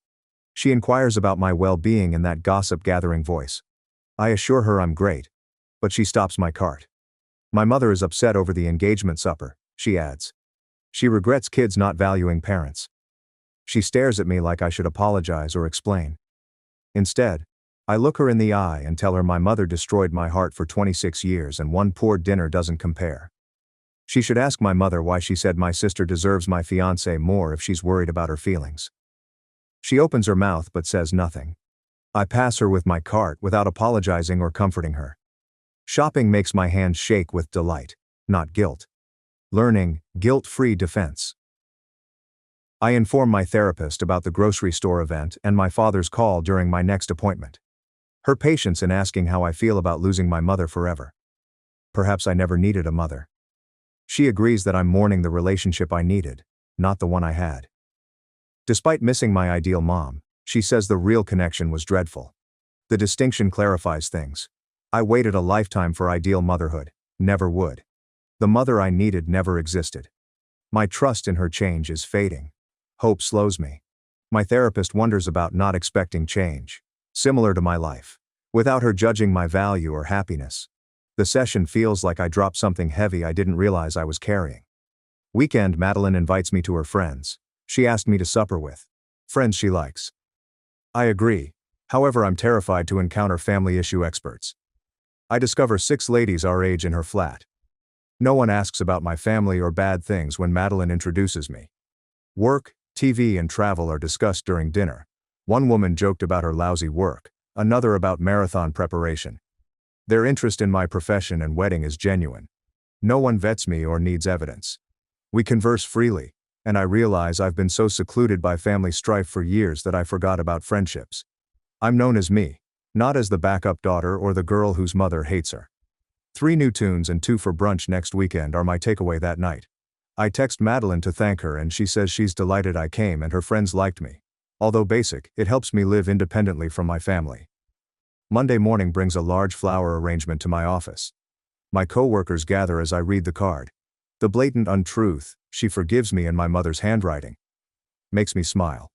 Like I did something wrong, she pardons me. Like she's better for ignoring my wrongdoing. My co-worker asks how I'm doing, and I tell her these flowers are from someone who doesn't forgive. My office is 2 blocks from the nearest nursing home. I offer their activities coordinator a flower during lunch. Excited, she believes others would welcome fresh flowers in the common area. I don't call or SMS mom to say I got them. My response and thank you card are missing. Silent responses are powerful. Daniel asks whether my mother sent anything else that night. I suggest flowers. He shakes his head, amazed she still doesn't understand. I think she knows now. She refuses. Not comprehending is different from my mother's unwillingness to adapt. Daniel's mother calls 2 weeks later to invite us to supper. We find his aunt, uncle, and cousins. His mother requests that they introduce me as their daughter-in-law at a family gathering. She wants everyone to know of their excitement for me. I become furious because the invitation signifies familial acceptance I've always desired but never received. Her attention is appreciated. 3 weeks later, Daniel's extended family excitedly welcomes me to the reunion. Grandma hugged me and said she'd heard good things about me. His cousins want wedding photos and venues. His aunt draws me aside and says she sees how happy I make Daniel, which is all that counts to his family. Nobody asks about my relatives. Daniel likes me and I'm kind, so they accept me. The afternoon was spent laughing and conversing with my supporters. Daniel adds his family thinks I'm great as we depart that night. My family finally wants me. I realize I haven't checked my phone for my mother or Sophia's texts in days in the afternoon at work. Without warning, my months-long monitoring ended. Checking my phone every morning prepared me for manipulation or guilt. Today I check my messages anytime I want without alerts. Telling my therapist that night makes her grin. She adds, "This is what peace feels like, and I should pay attention to how different my life is without their toxicity." I remark it's like breathing better. This reliably eliminates stomach knots. It feels like savoring amazing things without spoiling. My therapist says, "I've done the hard work of setting boundaries, and now I'm experiencing the reward of that work." Peace doesn't promise no issues, just that my predicament ended. As I drive home, I admire my growth and lighter life. Olivia calls 2 weeks later to ask me to dinner. She claims only she, Andrew, and a few family members will always support me. She may develop a family custom that values connections. I want to come, she's excited. Saturday night supper at her house. Found Lillian and 2 more relatives I haven't seen in years. Everyone embraced and complimented me for defying my mother. We eat lasagna and garlic bread without talking about Sophia or my mother unless it supports my boundaries. Olivia raises her glass and offers quarterly meetings. Respectable family. We all agree. And I discovered something superfluous. Family dinners should feel this. Instead of fretting and comparing, laugh. 3 days later, Daniel and I celebrate our first year. At our first date restaurant, he orders the same. He contemplates my modifications over dessert. He liked me more after seeing me stand up for myself at the engagement dinner because of my strength. I told him I worried imposing limits would alienate people but strengthen relationships. I appreciate his help. He grabs my hand across the table and says, "That's exactly what happened. Protecting myself didn't cost me love. It just cleared out the fake love to make room for the real thing." A week later, distant relative Isabella reaches me on Facebook. Since she lives 3 states away, we only see her at major family reunions. After hearing her story through the family grapevine, she wanted to contact my mother. Her family has always prioritized her brother and ignored her. She seeks advice. I address treatment, restrictions, and accepting you can't please everyone. After an hour of talking, she thanks me for being honest about how hard it is. Helping others with my grief is unexpectedly significant.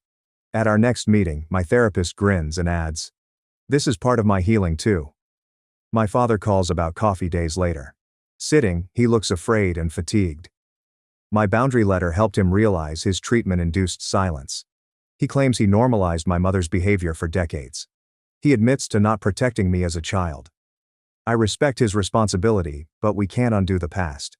Our weekly coffee dates will continue if he doesn't call my mother. He agrees and we discuss our gardens over coffee. Sophia delivers my work address 2 weeks later. Final message almost gets deleted without reading, but curiosity wins. She won't contact me since she knows I don't want a relationship. She wishes me happiness and moves on. No apologies for her actions. I hope it works. After reading twice, I delete without reacting. I'm not responsible for her joy or closure.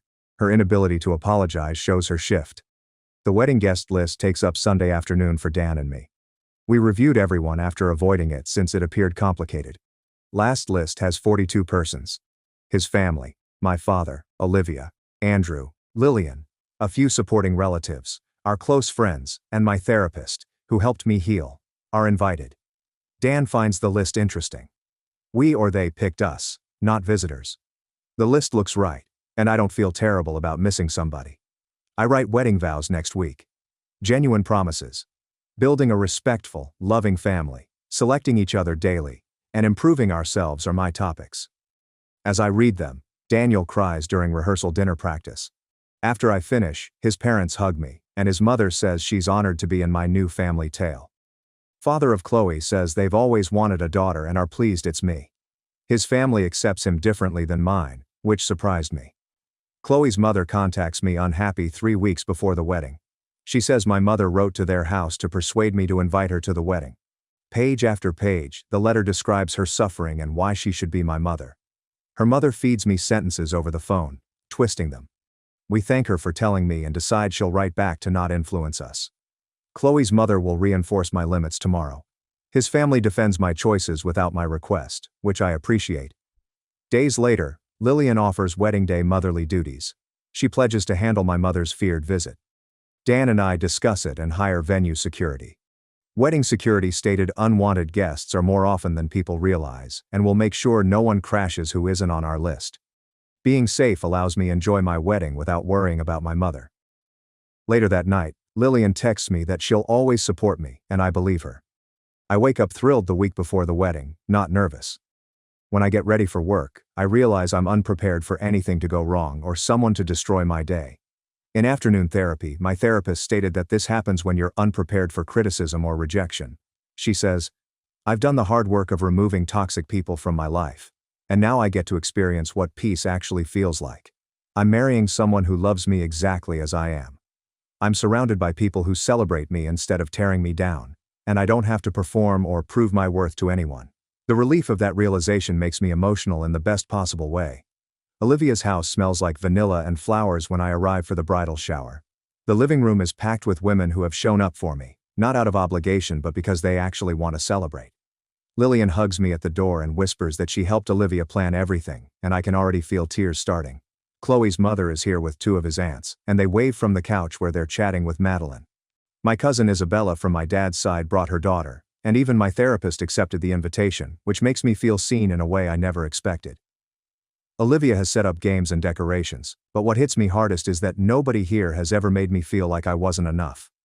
The shower starts with everyone sharing a story about me, and I brace myself for the usual backhanded compliments, disguised as praise. But Lillian goes first and talks about the time I stood up to a bully in middle school who was picking on a younger kid, and how that moment showed her I had more courage than most adults she knew. Madeline tells everyone about how I helped her through her parents' divorce by just listening without judgment. And Chloe's aunt mentions how Daniel lights up every time he talks about me. Each story reveals qualities I didn't know other people noticed. Strengths my mother never acknowledged because she was too busy comparing me to Sophia. By the time we get to the gift opening, I'm crying happy tears and Olivia hands me tissues while laughing. The gifts are thoughtful and personal things chosen because people actually know who I am.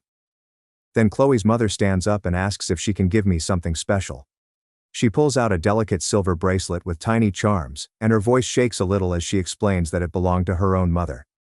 She says she's been waiting for the right person to give it to, someone who would appreciate not just the jewelry, but what it represents. She fastens it around my wrist and tells me it's my something borrowed. But really, it's about welcoming me into their family officially. I lose it completely and hug her while everyone else gets teary too. This is what it feels like to be chosen and valued. To receive love without waiting for the criticism that always followed it in my original family. The shower wraps up with cake and more laughter. And as people leave, each one hugs me and tells me how happy they are for my wedding. Driving home, I keep looking at the bracelet and thinking about how different this celebration was from anything my mother ever hosted for me. 2 days before the wedding, my phone rings while I'm confirming final details with the florist. It's my father and my stomach tightens automatically, even though we've been doing better. He asks if I have a minute to talk, and I step outside onto the balcony. He says he's calling to confirm he's still walking me down the aisle, which we already discussed. But then his voice gets quieter. He tells me he knows he can't make up for all the years he stood by while my mother tore me down. But he wants to be part of my future, if I'll let him. He says watching me set boundaries and build a life without my mother's toxicity has made him realize how much damage he allowed by staying silent. I tell him yes, he can walk me down the aisle. And while our relationship will never be what it could have been, I appreciate his effort to do better now. He thanks me and his voice cracks a little, and after we hang up, I sit on the balcony for a while thinking about forgiveness and second chances. I'm not ready to forget everything, but I'm willing to let him try. The morning of the wedding, I wake up feeling calm instead of anxious. Dan already left for his parents' house where he's getting ready with the groomsmen, and Lillian and Madeline arrive at my apartment with coffee and bagels.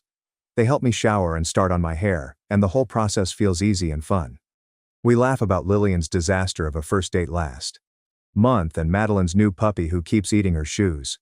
And there's no underlying tension or competition. When it's time to put on my dress, they both help with the tiny buttons down the back. And when I finally look in the mirror, I feel beautiful without needing anyone to tell me I am. The dress fits perfectly and the bracelet from Chloe's mother catches the light. Lillian takes a million photos and Madeline gets emotional, and I realize this is what getting ready for your wedding should feel like. No one is comparing me to anyone else or pointing out flaws or making jokes at my expense. We're just three women celebrating a happy moment, and it feels completely right. The ceremony venue is exactly what Daniel and I wanted. A small garden with flowers everywhere and chairs set up for our 40 guests. I wait in the back room with my father while the music starts and he adjusts his tie nervously. When it's time to walk down the aisle, he offers his arm and we step out into the sunlight. Daniel is standing at the front with the officiant, and the second he sees me, tears start running down his face. My father walks slowly like he's trying to make the moment last, and halfway down the aisle he leans over and whispers that he's proud of me. For once, I believe a family member's compliment without analyzing it for hidden criticism or waiting for the other shoe to drop. When we reach the front, my father hugs me before handing me off to Daniel, and I can see he's crying too. The ceremony itself is simple and perfect. The officiant talks about love and commitment, and then Daniel starts his vows. His voice shakes as he promises to always see my worth, even when I struggle to see it myself. To be my family when my original family failed me and to spend every day proving that I deserve to be loved exactly as I am.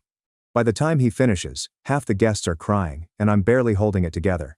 I manage to get through my own vows about building something better together, and when the officiant pronounces us married, Daniel kisses me and everyone applauds. The reception is in the same garden under string lights that make everything glow. We eat and talk and dance and Andrew stands up to give a toast. He talks about how the strongest families are the ones we choose, not just the ones we're born into, and how watching me set boundaries and build a life on my own terms has inspired other family members to examine their own relationships. He says, "This room full of people who actually love me is more like family than any holiday gathering ever was." And several people nod in agreement. When Dan and I dance to our first song, I realize I'm not thinking about who's missing from the room. I'm not scanning for my mother or Sophia or wondering if they'll show up to ruin things. I'm fully present with the people who showed up, the ones who proved their love through actions instead of just words. My mother's absence doesn't diminish the joy at all. If anything, it protects it, and lets me enjoy the day without bracing for criticism. At the end of the night, Chloe's parents find us by the cake table and pull us both into a hug. His mother says she didn't just gain a daughter-in-law today. She gained a daughter, and the distinction matters more than I can explain. His father says they're proud to call me family, and I thank them for accepting me so completely. I'm building a new family story where I'm valued and celebrated, where my worth isn't dependent on comparison or competition, and my mother's narrative about me being the backup daughter has no power here. Daniel and I say goodbye to the last guests and head to the hotel where we're staying before our flight tomorrow, and I feel lighter than I have in years. On our honeymoon in Hawaii, Daniel and I spend the first few days just relaxing on the beach and not thinking about family drama. But one evening, while we're watching the sunset, we start talking about the future and what kind of parents we want to be someday. Daniel says he wants our kids to feel equally loved and supported. And I agree immediately. We talk about how we'll never compare siblings or play favorites, how we'll celebrate each child's unique strengths instead of ranking them against each other. I tell him our children will never wonder which one is loved more and will break the cycle of favoritism and comparison that my mother created. Turning my pain into a promise to do better feels like the ultimate victory over my mother's legacy. Like I'm taking all that hurt and transforming it into something protective and healing for the next generation. Somewhere during the honeymoon, I realize I've stopped defining myself in relation to Sophia or my mother. When I think about who I am, I don't automatically compare myself to my sister or measure my worth by my mother's standards. I'm not the backup daughter anymore. I'm just myself. And that's enough. The voice in my head that used to sound like my mother's criticism has gotten quieter, replaced by my own voice telling me I'm worthy exactly as I am.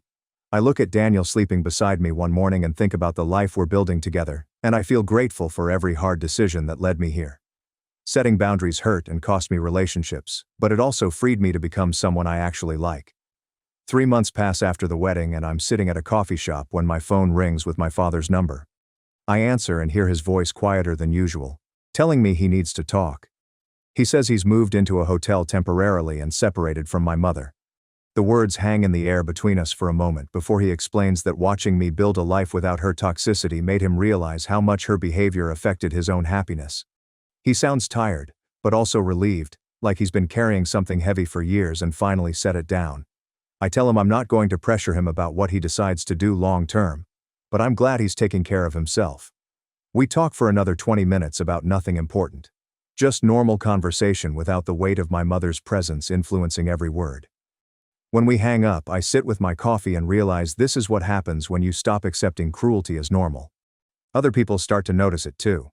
The following week, I have my regular therapy appointment, and my therapist reviews the progress I've made over the past several months. She suggests we move to monthly sessions instead of weekly because I've built such a strong foundation of self-worth. She reminds me that healing isn't a straight line, and I'll probably still have hard days, but the work I've done means my mother's voice in my head doesn't control me anymore. I can hear criticism without believing I deserve it. I can set boundaries without drowning in guilt. I can accept love without waiting for the conditions that come after it. I leave her office and walk to my car, feeling proud of how far I've come from the woman who used to apologize for existing. November arrives and Daniel and I decide to host our first holiday dinner in our apartment. We invite his parents, my father, Olivia, Andrew, Lillian, Madeline, and Ethan. I spend the morning cooking while Dan sets the table, and when everyone arrives, the apartment fills with voices and laughter that feels genuine. Nobody makes comparisons between me and anyone else. Nobody gives compliments with hidden insults attached. Olivia brings a pie and hugs me in the kitchen, telling me how happy she is to see me thriving. My father sits on the couch talking to Chloe's dad about golf, and the conversation is easy and comfortable. Ethan tells a story about Dan's college years that makes everyone laugh, and Madeline helps me carry dishes to the table. We eat and talk, and someone suggests a game after dinner, and the whole evening feels warm and safe. This is what family is supposed to feel like. People who show up because they want to, not because they have to. People who celebrate you instead of tolerate you. I look around the table at faces that chose to be here and realize I finally have what I always wanted. A year passes since the engagement dinner that changed everything. I wake up next to Daniel in the apartment we share and think about how different my life looks now. I have a husband who loves me without conditions or comparisons. I have in-laws who treat me like their actual daughter instead of someone they're stuck with. I have a chosen family of relatives and friends who celebrate my wins and support me through hard days. But most importantly, I have my own approval. I don't need my mother to validate my worth anymore because I know it myself. Her opinion used to define everything about how I saw myself, but now it's just noise I don't have to listen to. The freedom that comes from that realization is worth every uncomfortable conversation, every boundary I had to set, every relationship I had to let go of to protect my peace. I'm not the backup daughter anymore. I'm just me. And that's enough. For 12 years my family ignored me. Then Mom demanded I donate both my kidneys to my brother. When I refused, she accused me of trying to kill him. My mother thought I was selfish for not giving Ethan both kidneys. In my living room she cried phony tears and said I killed him for retaining undeserved organs. You have 2 healthy kidneys, Ethan none. You might save him without harshness now. Daily vodka use for 12 years ruined Ethan's kidneys. Started at 18. Never stopped. His mother purchased his first bottle. Boys should practice liquor handling, he suggested. Mom thought physicians were exaggerating when they revealed his kidneys were failing at 28. She accused physicians of neglecting him when he required his first dialysis at 33. 2 kidneys died at 35. He required a transplant or died in a year. Unsuitable kidney from Mom. Dad had poor ones. I had great ones. I said 1 kidney when she asked. Give him 1. 1 isn't enough, she said. His physique is feeble. He needs both to succeed. Permanent dialysis required. I'm 30. For 45 years machines have kept me alive. You're stronger than Ethan. You're capable. Her parenthood was amazing. His mother raised Ethan as her golden boy. He acquired an automobile at 18. I received nothing. Paid, he quit college. I had student loans. 3 jail releases. I was evicted at 20 for pregnancy. That pregnancy failed. Mom felt my carelessness warranted it. I became a nurse anyhow. Paid for school with 3 jobs. I became independent from a family that disregarded me until needed. Mom never called for 12 years. Neither did Ethan. I learned about family events on Facebook. Not invited to Ethan's wedding, Mom's 55th birthday, or Dad's retirement party. Now they need my organs. I rejoined family. Refusal caused harassment. Mom phoned work about mental collapse. So I informed my landlord I was unstable. I told my partner I would murder my brother. In my shift, she visited my hospital. Everyone, look at the nurse who won't save her brother. She won't split kidneys. Security escorted her out, but she returned the next day. She texted, phoned and visited me for 2 weeks. You murder Ethan. You're selfish. What sister loses brother? Is she unaware Ethan won't die? Not really. He had dialysis 3 times a week. Tolerable. Not nice. That might last decades. I knew from dialysis. For 25 years, 70-year-olds have used machines. Ethan craved peace. Neither did Mom. Restoring her ideal baby without machines was her goal. She bound me to gear. I phoned Ethan immediately. I talked to him 4 years ago. Do you know Mom needs both kidneys? I requested. Yes, he said. Dialysis would last forever. You understand? You're young. Your adaptability would increase. Free of kids. I may, not you. Tried and failed. He said. Said my miscarriage disqualified me for organs. I quit. I informed Ethan's transplant team about Mom's texts requesting both kidneys. Lead surgeon's face darkened. She wants both contributions. Illegal. We'd never agree. Mom told Ethan the team would do it if I consented. Complete falsehood. The surgeon immediately called Mom and Ethan. For Emma to talk, I put the phone on speaker. Mom shouted at Emma for intruding in family business. Emma calmly explained that federal law barred living kidney donors from giving both kidneys since they would need dialysis forever. Mom yelled, thinking Emma lied to shield the hospital from a lawsuit. Mom said Emma was purchased by insurance firms, but Emma seemed professional. Emma relayed the facts carefully, seeming bewildered rather than outraged. Live donors can donate 1 kidney. The law is federal. Transplant doctors denied my double donation request. Mama cried. She cried phony tears for anything. Under the act, I heard terror. A obstinate doctor ruined her plan. Emma gently clarified that Ethan didn't need both kidneys. A healthy living donor kidney suffices. The mom was misled about medical needs. Mom wept more and hung up before Emma finished. Emma apologized across her desk for my mother's behavior. She stated the transplant team wanted to document everything in case my relatives pressured me again. People couldn't discuss contribution with me without the team since they marked my file. Emma filled out forms and took notes as I napped. Mom made me feel awful for 2 weeks for declining. She convinced Ethan I killed him intentionally. I was selfish and unpleasant, she told Dad and half the family. However, a 25-year-old doctor stated Mom's request was unlawful. I wasn't insane. I wasn't rude. Refusing a surgery no U.S. hospital would accept. Driving home with steady hands was the first time in weeks. I felt lighter with expert approval. Out of mind.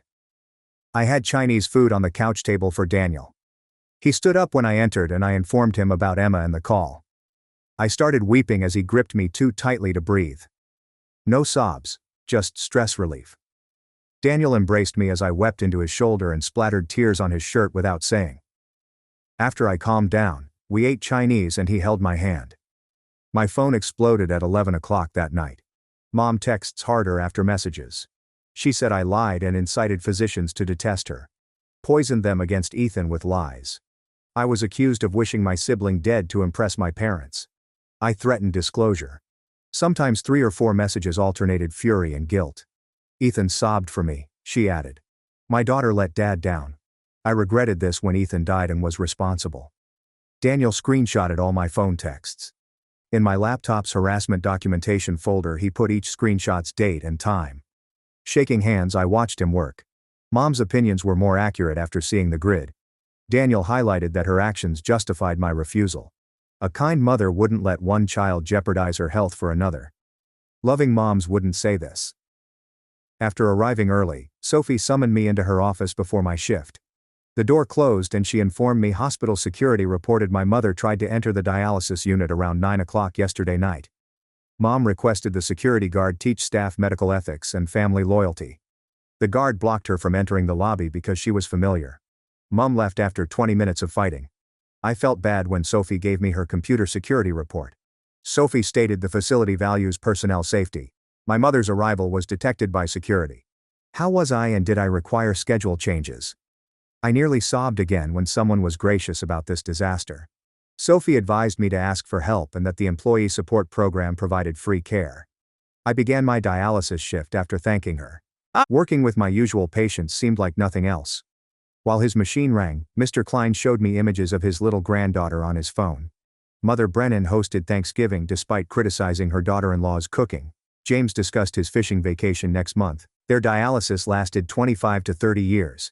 They planned, had families, and moaned about life. Ethan wasn't executed as Mom said. Dialysis 3 times a week was excessive. Lunch was interrupted by an unknown caller. Something prompted me. "This me?" asked woman. When I agreed, she introduced herself as Mom's sister Veronica. I hadn't spoken to Veronica since my expulsion 8 years earlier. She asked my advice after Mom told her about kidney condition. She seemed scared, not accusing, prompting a dialogue. I told Veronica everything in my hospital parking lot vehicle. Mom wanted both kidneys 3 weeks ago. Domestic and workplace harassment. The surgeon denied Mom's assertions that transplant workers authorized duplicate contributions. Veronica listened quietly. I heard her breathing long after finishing. Mom lying about physicians' advice wasn't surprising, she claimed. I was shocked when a relative mentioned that. At 18, Veronica's mother encouraged Ethan's drinking. Her mother purchased his first bottle. At family occasions, Mom laughed off Ethan's drinking. No one could tell Mom about Ethan, even though she knew it would end poorly. When Veronica whispered, my chest tightened. My mom made communication tough, so the family rejected me. Mom would get mad if somebody mentioned or invited me, ruining the celebration. People stopped asking since getting along with Mom was simpler than her struggle. Veronica spoke softly, regretting it for peace.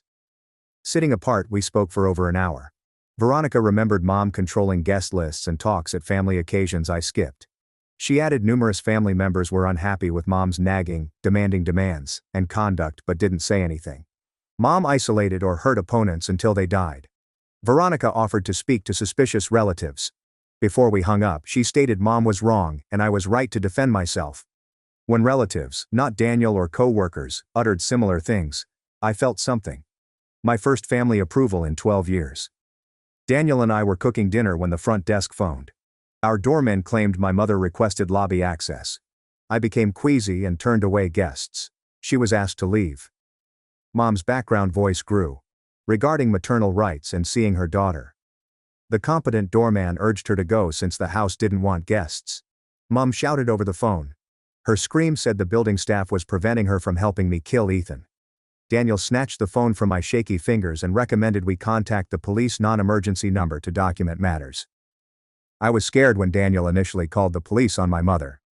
Dispatcher was informed of the situation, given the address, and ordered to record harassment. Mom was gone when cops arrived an hour later. He took notes in our living room as I explained the pattern, workplace stalking, landlord and boyfriend calls, and tonight's building event. He was tired at 40. Nodding, he wrote everything on this tiny notepad. He said, "This kind of behavior often escalates," and offered a restraining order. He made it look simple and protocol-based. Daniel and I investigated restraining orders on his laptop that night after the police left. After reviewing court documents and guidelines, we listed every 4-week occurrence. Daniel's spreadsheet now includes dates, times, places, Mom's words and actions, hospital events, texts, calls to my job and landlord, and tonight's lobby incident. Seeing violence after abuse helped me comprehend. This wasn't intricate family drama, despite my claims. Consent was often denied and intimidation used. The officer's calmness helped me understand. Not dramatic, he said. He handled it honestly. Civilly liable harassment. I left the parking garage job 4 days later. Mom was behind my vehicle. She looked awful. She had dirty hair, crumpled clothing, and heavy eye bags from days of sleeplessness. I debated turning back and seeking security 20 feet away with my keys. Mom spoke quickly when she saw me. This feverish rant about Ethan being her child and how she couldn't lose him. She stated she understood my past anger, but Ethan shouldn't suffer for family concerns. True tears and a broken voice. I awoke and whispered Ethan wouldn't die.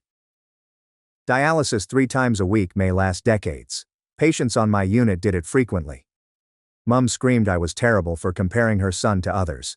She yelled that dialysis was horrible and that I was damning Ethan to a terrible life when I could save him with one action. The concrete garage walls imitated her speech. Ethan declined my kidney offer. She requested dialysis for me, not Ethan. Mom nodded agreement. True sister would. Give her everything. Her brother deserved nothing. Ethan was harmed, she alleged. I didn't understand addiction and prioritized my health, therefore his drinking wasn't his fault. Security guard Luke turned. Being focused on us, someone must have reported the yelling. Mom was immediately identified from hospital notice. She was named and instructed to leave the hospital immediately. Luke interrupted Mom's conversation with her daughter. He threatened to call the police if she stayed hospitalized. His voice showed he wasn't haggling and was stern but not harsh. Mom left the garage after staring at me like I betrayed her. Followed me to my car and watched me lock the doors after she left. He inquired whether I was okay and urged me to notify security if I saw her in the hospital again. I sat in my car shaking the steering wheel after thanking him. Mom turned toward the garage exit, shoes clicking on pavement. She backed up 10 feet and turned, furious. She cried, "You'll regret this when Ethan dies, and it's all your fault," echoing through the walls. "When he's gone, you'll have to live with knowing you could have saved him, but chose yourself instead." Luke left. He obstructed her view of me. He remained silent till Mom left. Her car began on the bottom level, fading engine noises as she drove away. Luke walked me to my car and waited. "Try rearranging your schedule," he said. "Come and go at different times, use different entrances, that kind of thing." I thanked him and closed my doors, then realized this wasn't embarrassing family drama. Security worried about my safety at the hospital. Because security experts felt my mother was a threat, I drove home on autopilot with my hands on the wheel. Daniel was cooking supper when I arrived to my flat and inquired what occurred. I told him about Mom in the parking garage and Luke's schedule adjustment idea. "I found a lawyer," Daniel said, bringing out his phone. "I called Mark Sullivan this afternoon after you texted about your mom returning. I was glad to be no longer alone." Daniel called lawyers and researched as I worked. Seeing Mark's restraining order and family court website, I called right immediately as Daniel made dinner. Mark answered on the third ring with a kind, professional voice, and I explained Mom seeking both kidneys, job harassment, and tonight's parking garage incident. After patiently listening, he invited me to meet tomorrow afternoon and asked me to bring my documents, Mom's texts, hospital incident reports, and the police record from her visit to my building. Bring anything that shows a pattern of behavior. I drove to Mark's downtown office early the next day after work to see his modest but neat waiting area with office furniture and periodicals on the coffee table. After a secretary checked me in, Mark emerged 10 minutes later, shook my hand, and led me back to his office in a suit without a tie, maybe 50. Sitting across from his workstation, I pulled out the folder Daniel and I had made, which contained screenshots of Mom's messages grouped by date, hospital security records from each visit, my apartment building's police report, and the transplant surgeon's statement about the illegal double kidney request. Mark lay everything out on his desk and wrote notes on a yellow legal pad as I described Mom's original demand to last night in the parking garage, asking about witnesses, dates, and Mom's physical violence. After talking, Mark sat back and glanced at his desk documents, saying, "You have an excellent case for a restraining order. The pattern is clear. Numerous witnesses and documented workplace disruption." Mark explained the process. I felt better when a lawyer indicated my case was strong. Legal authorities would take it seriously. 4 weeks after we petitioned, the court scheduled a restraining order hearing. I'd testify and provide proof concerning Mom's activities during the hearing. He'd help me prepare court testimony. "Given what you've shown me, I'm confident the judge will grant the order," said. "You have hospital security involved, police reports, workplace complaints, and a clear pattern of escalating behavior." Mark's assurance calmed me. I wasn't mean or theatrical, I was protecting myself from a boundary breaker. We scheduled a hearing preparation meeting next week. While making leftovers that night, I answered an unknown phone. "Hello?" Dad's tired, scratchy voice said. "It's me." After Mom booted me out 12 years ago, Dad contacted me to say, "Mom told me what transpired in the hospital. I know she's been out of line, but please reconsider." I closed the microwave and placed my hand on the counter for Ethan. "Where were you when Mom expelled me at 20, when I miscarried alone, when I worked 3 jobs to graduate nursing school?" The connection was quiet, but I could hear Dad breathing and visualize him at my boyhood home. "I know I should have spoken up for you back then," said. "Why not forget the past when Ethan's life is at stake?" "Dad, Ethan is safe. He gets dialysis 3 times a week. Many patients at my hospital do it." Dad looked bewildered. "Your mother stated the transplant experts advised her both kidneys would offer Ethan the best chance. 1 kidney may not be enough." After the transplant surgeon phoned to say double kidney donation is unlawful and impossible, I told Mom she lied. Despite my efforts, the hospital refused. Dad grew quieter. "She said the doctor said that." He hesitated. "Mom lied to you, Dad. She showed me paperwork and everything. She misled Ethan." Dad didn't say anything for nearly a minute, but I heard him stirring, maybe rising or pacing. "I don't understand all the medical stuff, so I just trusted your mother to handle the technicalities. I knew Mom was manipulating everyone. Ethan thought the transplant team had authorized removing both my kidneys if I consented. Dad felt the doctors advised it for Ethan's best chance.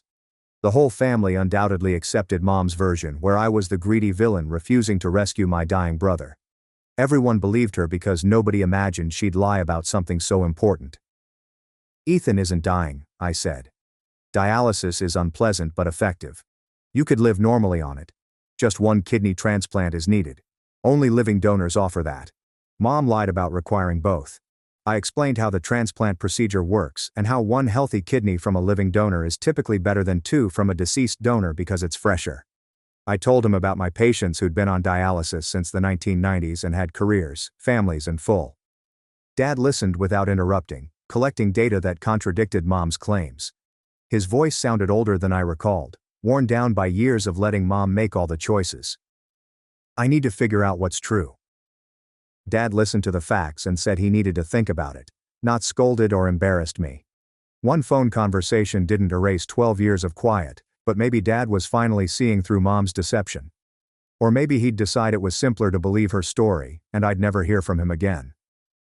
After Catalina suggested family stress therapist Michaela Fields, I took the elevator to the hospital's staff support program on the 3rd floor the next week. Catalina told me Michaela knew tough family circumstances and wouldn't push reconciliation, as I completed out intake papers regarding my family history and present pressures in the quiet waiting area with comfortable seats and serene colors. Michaela, younger than I expected, maybe 40, came out to receive me in ordinary clothes. Her handshake was warm, and she smiled like she was delighted to meet me. Her office had a couch, 2 chairs, windows facing the parking lot, and a psychology and fiction bookshelf. "Catalina told me a little about your circumstances," Michaela said, holding a notepad. "Why are you here?" I got carried away talking. Mom's kidney request, Ethan's entitlement, the 12-year agreement, the harassment campaign, and last week's parking garage situation all unfolded. Michaela said, "It sounds like your mother has never seen you as a separate person with your own needs and rights. Rather than fixing or advising me, it felt like you've always existed in her mind as either an extension of her or a resource for your brother." I thought about that sentence all week, working and sleeping. Michaela urged me to recollect other examples of this trend. I saw it wherever I looked. My mom had me take piano lessons for 3 more years even though I hated them at 12. She liked telling people my daughter played. I wanted to attend community college near home, but she pushed me toward expensive universities so she could brag about my acceptance and refused to help pay for my tuition. After I became pregnant at 20, she kicked me out since having a teenage daughter didn't fit her image. Michaela revealed Mom's kidney requirement matched. She wanted Ethan well again and wanted to utilize my body without my consent. I didn't realize removing both kidneys would kill me because my needs hadn't registered. Anything else was selfish self-revolution for her convenience. Understanding the pattern didn't ease the suffering, but it made rejection less weird. "Mom, I wasn't rude." Michaela inquired about the miscarriage at my second therapy appointment the next week, something I hadn't discussed in years. Daniel knew, but I didn't explain. I got pregnant at 20 while living at home, working part-time at a grocery store, and planning college. Mom was furious, screaming that I was squandering my life, hurting her name, and that everyone would think she raised me poorly. Mom said to pack and go 3 days later. She didn't care where or how I managed. Additional shifts let me pay a friend's basement rent. I cramped at work at 12 weeks. My emergency room doctor told me I needed surgery to miscarry after bleeding heavily. Without someone to call, I did everything alone. I told my mom 4 days later, and she thought it was excellent since I wasn't responsible enough to be a mother. After the defeat, she said my body judged my character for not being ready. I didn't hear from her for 12 years. After informing Michaela, I realized my embarrassment was never mine. I blamed myself for becoming pregnant, worrying out, and miscarrying. I was 20, alone, and scared, abandoned by everyone who should have helped me. My loss and mom's abuse weren't my fault. They failed me, so I bore their shame for a decade. This was my first night of sleep in weeks following therapy. Daniel immediately saw I was calmer and didn't react to phone alarms. At his home meal, he discussed it. He said he wanted a real future with me. He wanted to offer me to move in before the renal crisis, but he didn't want me to think he was helping.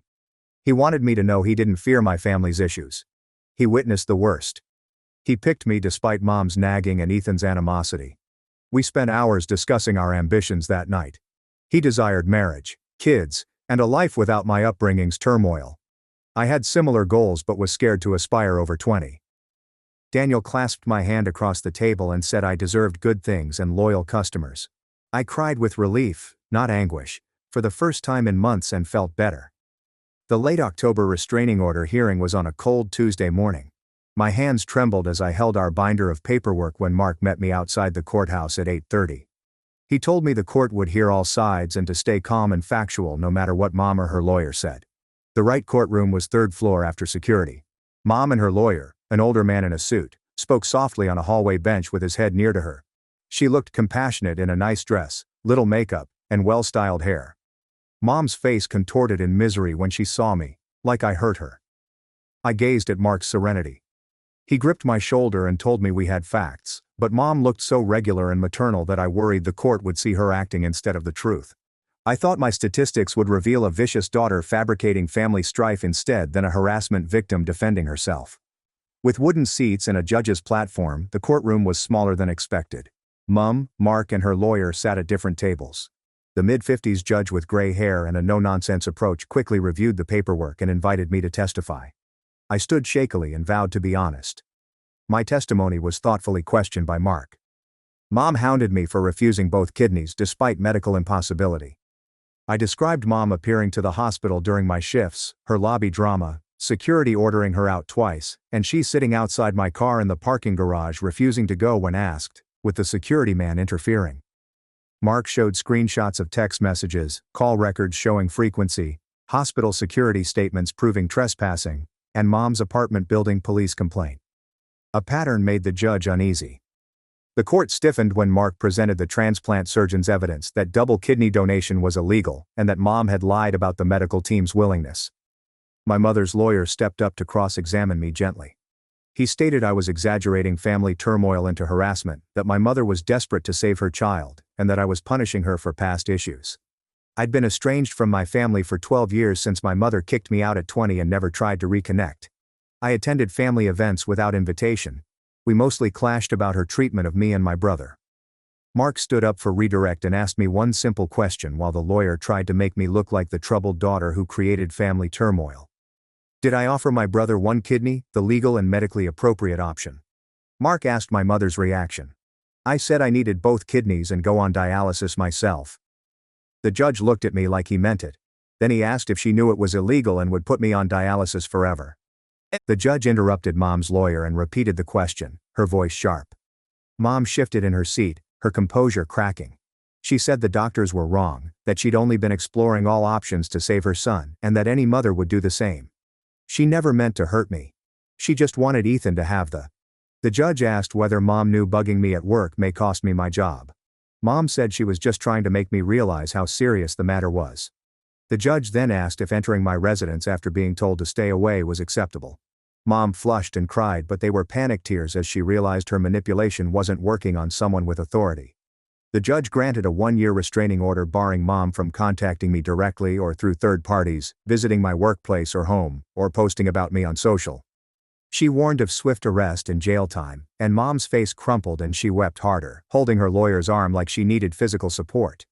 Her lawyer advocated a lighter sentence or fewer restrictions, but the judge was unmoved. She stated the recorded harassment was serious and persistent, that I had a right to feel secure at work and home, and that Mom's actions had violated legal bounds regardless of her reasons. The gavel cracked, and Mom couldn't contact me without criminal repercussions. Mark said it was perfect, and Daniel hugged me outside, telling me I did great, and it was completed. It was important, but holding the restraining order paperwork on the courtroom steps made me feel heavy, sorrowful, and like something permanent had broken. Daniel took me to a fancy downtown restaurant with good wine and low lighting to celebrate, telling me how brave I was and how proud he was of protecting myself. The restraining order confirmed that my mother would never change, apologize, or see me as a person. I was exhausted after the hearing. I picked up my food and drank my wine and tried to feel good about having legal protection, but I couldn't. Daniel noticed and stopped pushing. He reached across the table and held my hand, telling me it was okay to not be okay and that I didn't have to pretend everything was fine just because I won in. He knew that guarding yourself from family feels like loss. We finished dinner silently and walked back to his apartment, where I fell asleep on his couch before 9 without going to bed. 4 days after the judicial hearing, Veronica called as I was getting ready for work. After asking for the medical papers, she told me Dad confronted Mom about the falsehoods with a strained but resolute voice. The transplant team never indicated both kidneys would offer Ethan a greater chance, and the physicians never said one wouldn't be enough. After learning the truth, Dad was furious, and Veronica said they had their biggest fight ever. He packed a suitcase and came to Veronica's house that night to stay in her guest room while he resolved things. Veronica said she'd never seen him so angry or dejected. He was seeing 30 years of marriage clearly for the first time and despised it. She told me other family members had been calling her wondering what happened because Mom's narrative kept changing and nothing made sense. My cousin wanted to know why I was thrown out at 20. I felt strange buttoning my scrubs as Veronica said Mom's long-held story was crumbling and family members were reaching out to uncover the truth. That afternoon between appointments, my cousin Olivia, who had spent summers with me before the family split, sent me a long, awkward Facebook post apologizing for believing Mom's statements about me being unstable and greedy. She apologized for not reaching out sooner and suggested we meet for coffee. No pressure. She understood if I said no. I pondered at the message for a while before responding. Yes, I'd appreciate that.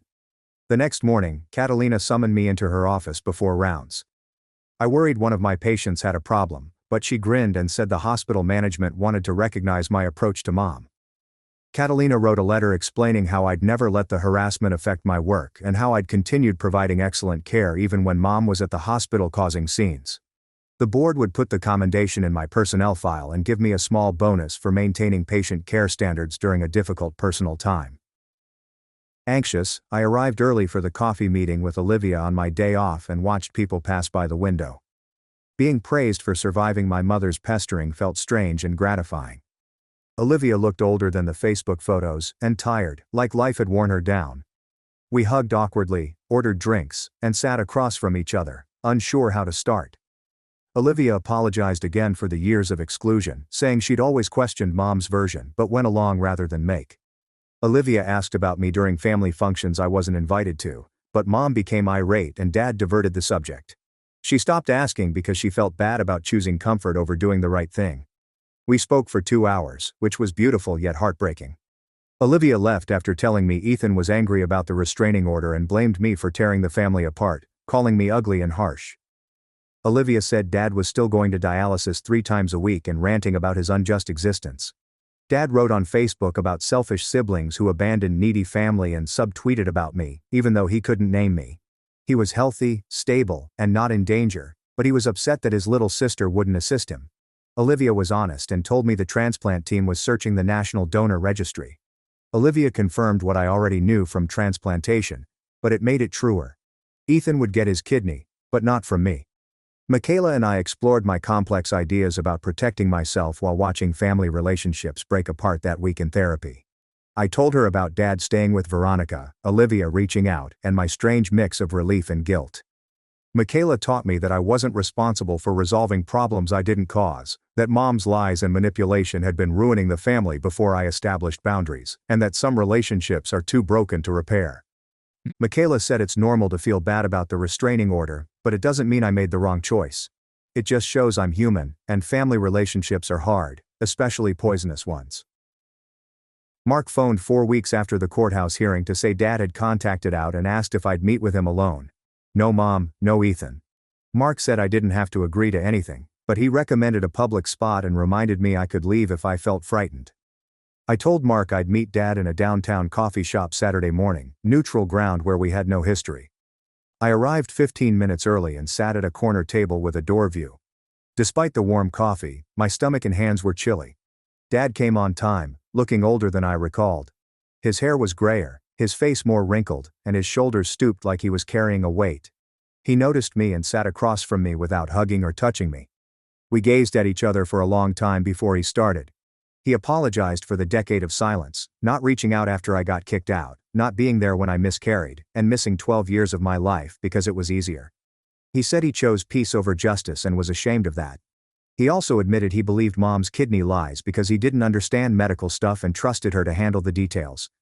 I couldn't tell him everything was okay or that I'd forgiven him, so I watched him look at his coffee cup trying to find answers. The apology hurt more than if it had been phony since it meant he knew what he did and chose it nonetheless for 12 years. I inhaled and told him that words were simple, and he had a decade to reach out before Ethan needed a kidney. He shook but nodded and kept his eyes down. I promised to rebuild something if he wanted change. Not guilty, but devoted to being different, we could meet once a month for coffee and see if trust would return. He looked up, relieved, and accepted immediately. We decided the third Saturday of each month, same coffee shop, same hour, a realistic and safe framework. Daniel and I sat on my couch, his laptop screen lighting up his face as he clicked through vacant room photos. We'd been discussing moving in together for weeks, but tonight it looked real and feasible. He showed me a 2-bedroom with big windows, and I leaned against his shoulder, feeling his solid warmth and thinking about how different this was from my family. With Daniel, I got to choose and build something new instead of fixing something broken. I said, "Yes, let's go look at it this weekend." Daniel saved the listing and kissed my head, giving me hope. I couldn't explain why we needed a house together. At my next therapy session 4 days later, I told Michaela about Dad's apology and our monthly coffee plan. She listened with her usual focus, then noted how much had changed in 2 months since I first called the transplant team. I'd set boundaries with the restraining order, started rebuilding Mom, gotten relationships with Dad and other family members, and now I was planning legal protection. Through.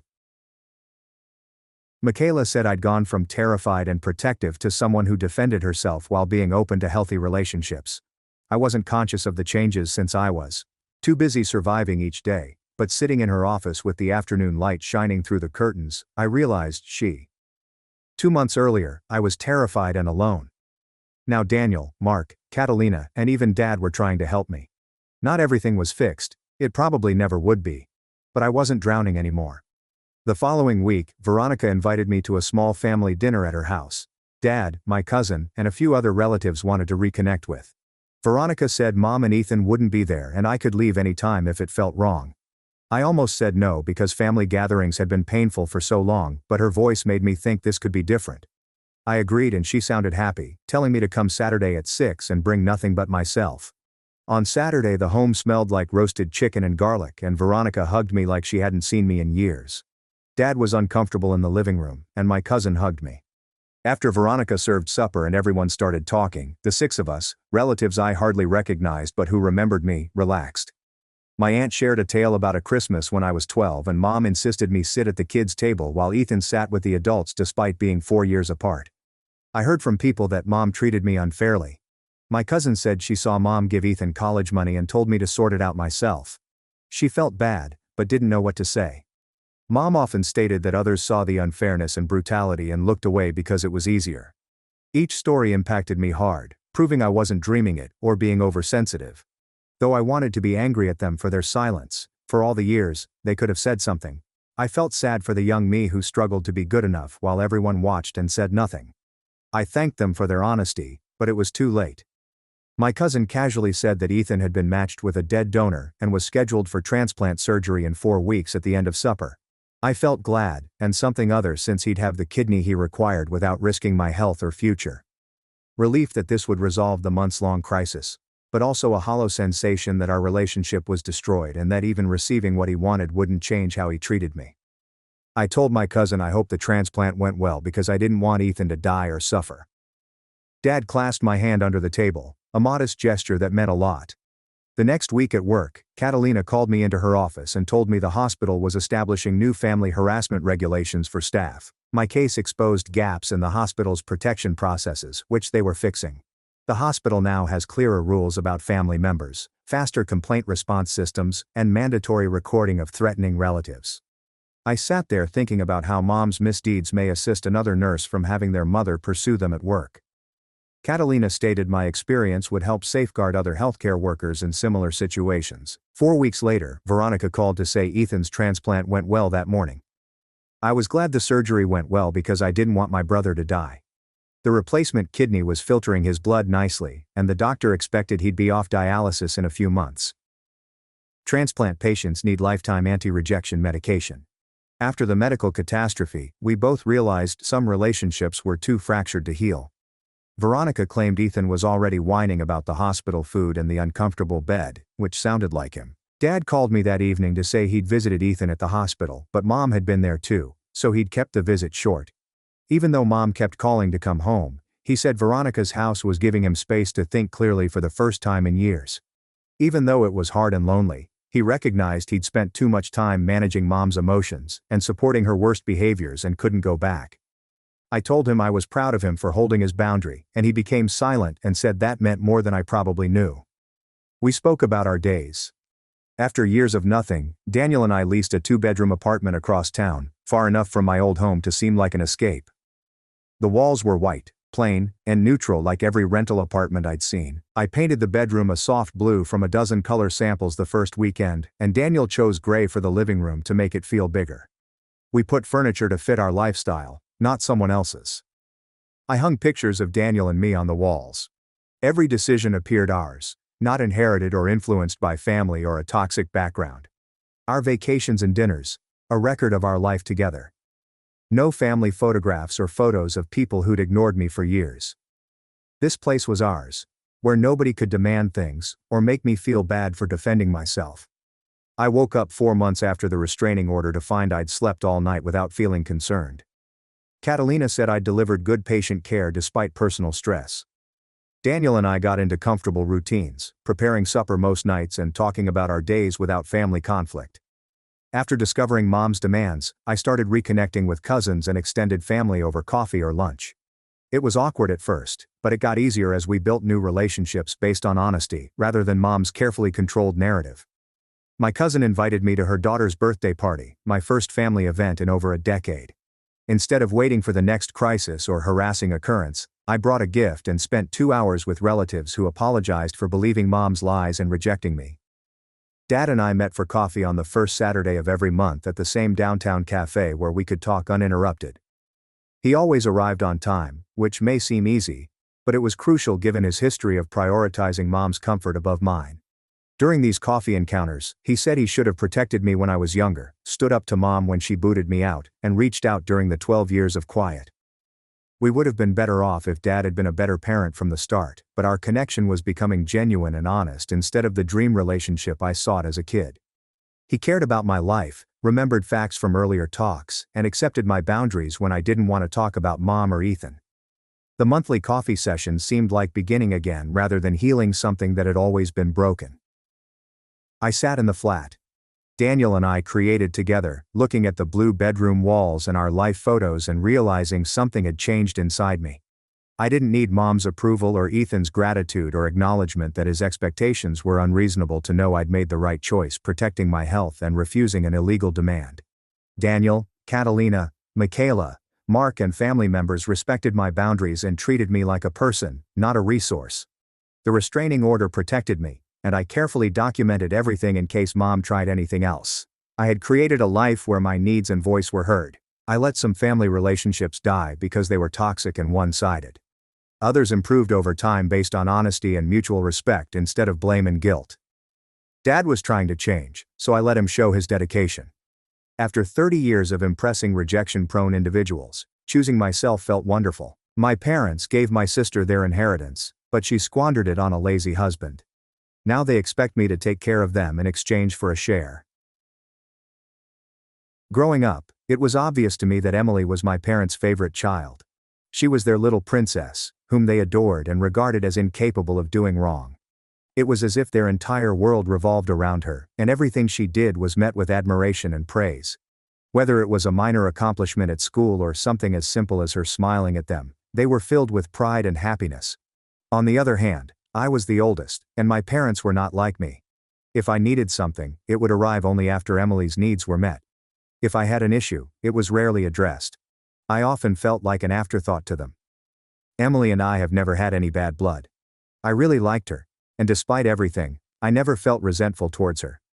I understand that in situations like ours, siblings frequently develop jealousy or bitterness, but I never considered her an enemy.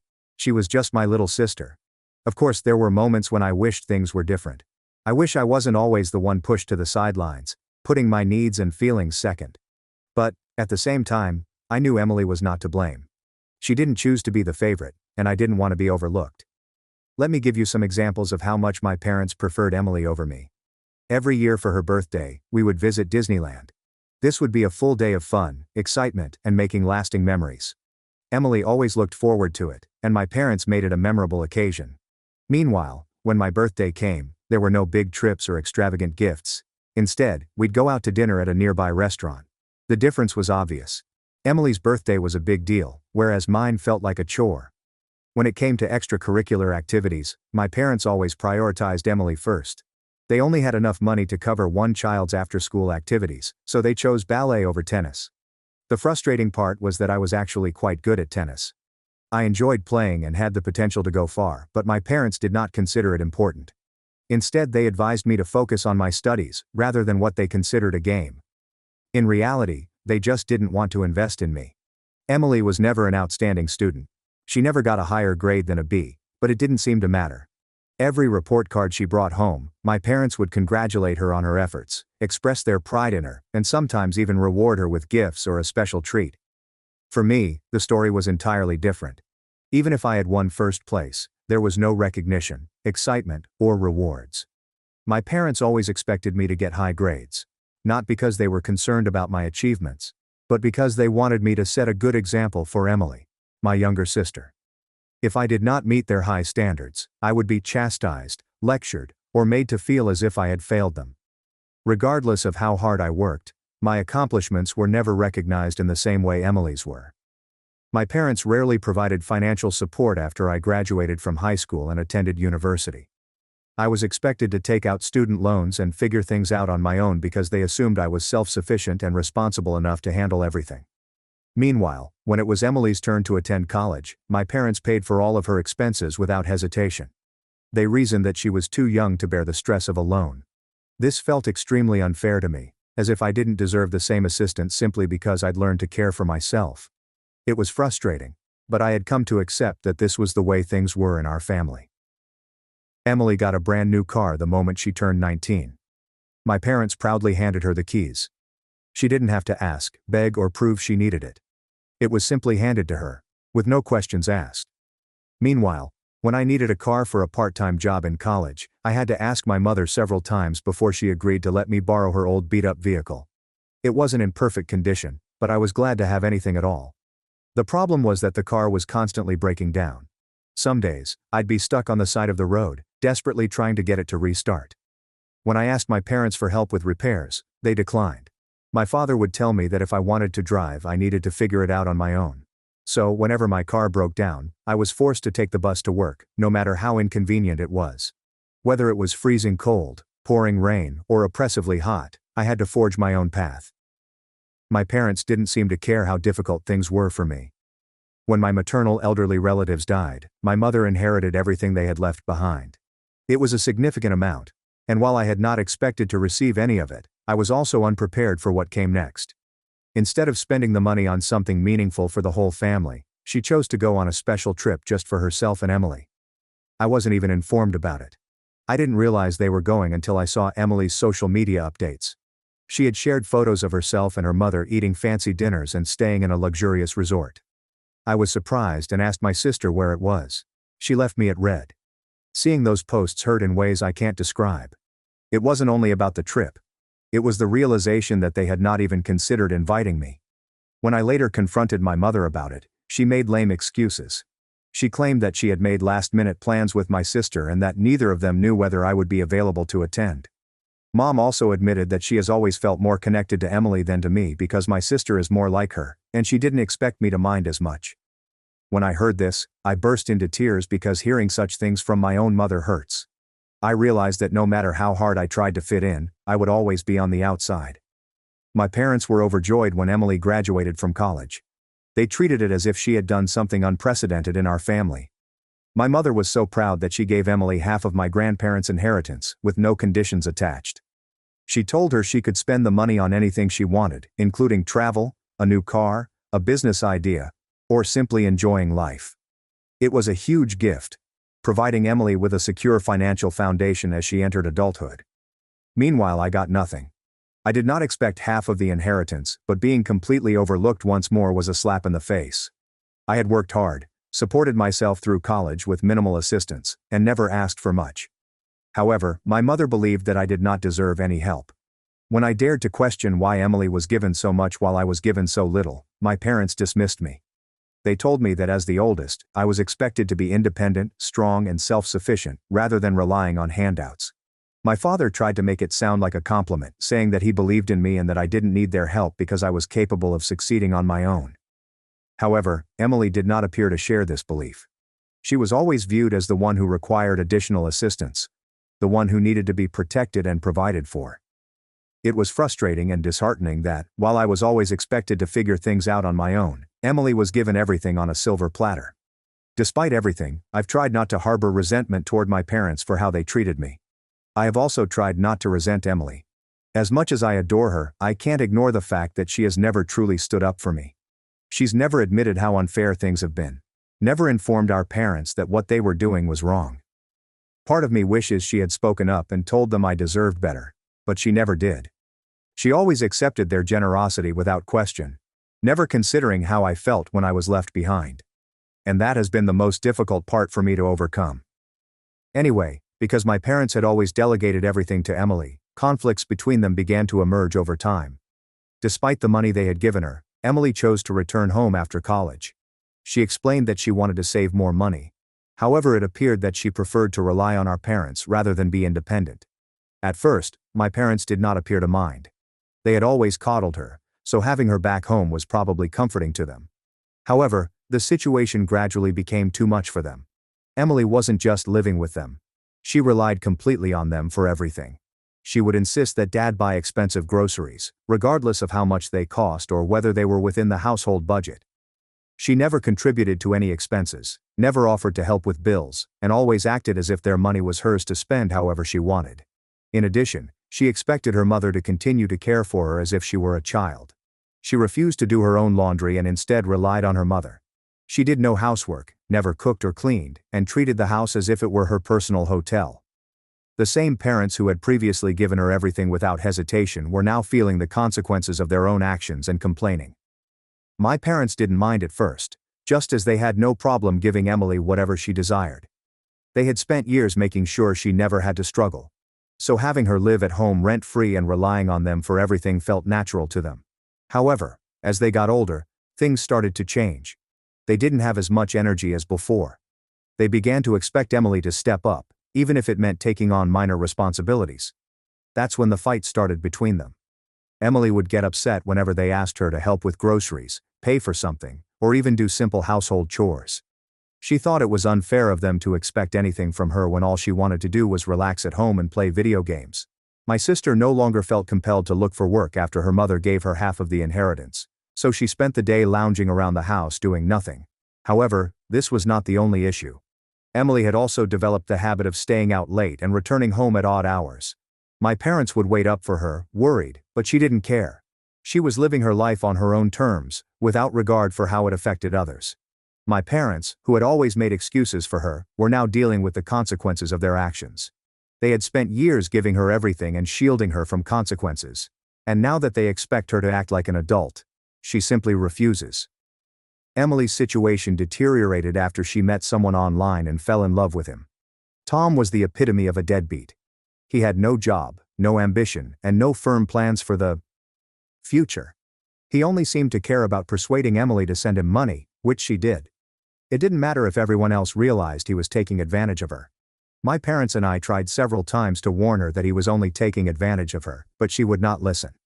Every time we mentioned it, she became defensive, sometimes furious, and insisted that we didn't understand. She did not consider her actions to be foolish. It was just true love. Emily was always willing to accommodate Tom's requests.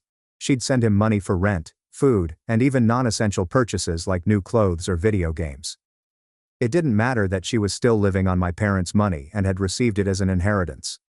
Whatever Tom wanted, she found a way to give it to him. My parents, who had always spoiled their daughter, now had to watch another person take advantage of her. Emily refused to hear anything negative about him, no matter how hard they tried. She believed that helping him demonstrated her loyalty, and she refused to accept the reality of the situation. Emily abruptly decided 3 months ago to flee and marry Tom. It was completely unexpected. There were no indications, prior discussions, or anything to suggest that she had planned such a significant step. She was living at home as usual one day, and then disappeared the next. She didn't even tell our parents until afterward. We only found out when she video called us from her honeymoon. She proudly announced that she and her new husband Tom planned to travel the world and fund their grand adventure. They intended to use my sister's inheritance, or what remained of it. This was the same money that my parents had assumed she would use for something responsible, like a house or a secure future. Instead, she intended to spend it on her absentee husband. As you might expect, my parents were furious. Mom was particularly upset. She thought she knew her daughter better than anyone. For years my parents had favored her, giving her whatever she wanted. And now, in their eyes, she had abandoned everything for a man she hardly knew. Things have not been the same since. My parents, who once went above and beyond for Emily, have now realized the consequences of their actions. They have reduced all communication with her. Now that my sister is no longer their favorite, I've noticed a shift in how my parents treat me. It's as if they've suddenly checked in on me, want to go out to lunch with me, and are attempting to include me in activities they've never been interested in before. My mother, who used to barely acknowledge my presence unless she needed something, now calls just to talk. She has suddenly begun calling me whenever she wishes to go shopping. For years, I'd seen her and Emily go shopping while I was excluded. She now acts as if including me is normal, as if we have always had this type of relationship. My father also calls frequently to check on my work, health, and whether I need anything. Family dinners have also changed. Previously they would make plans without considering my availability. I was just an afterthought, invited if it was convenient, but not a top priority.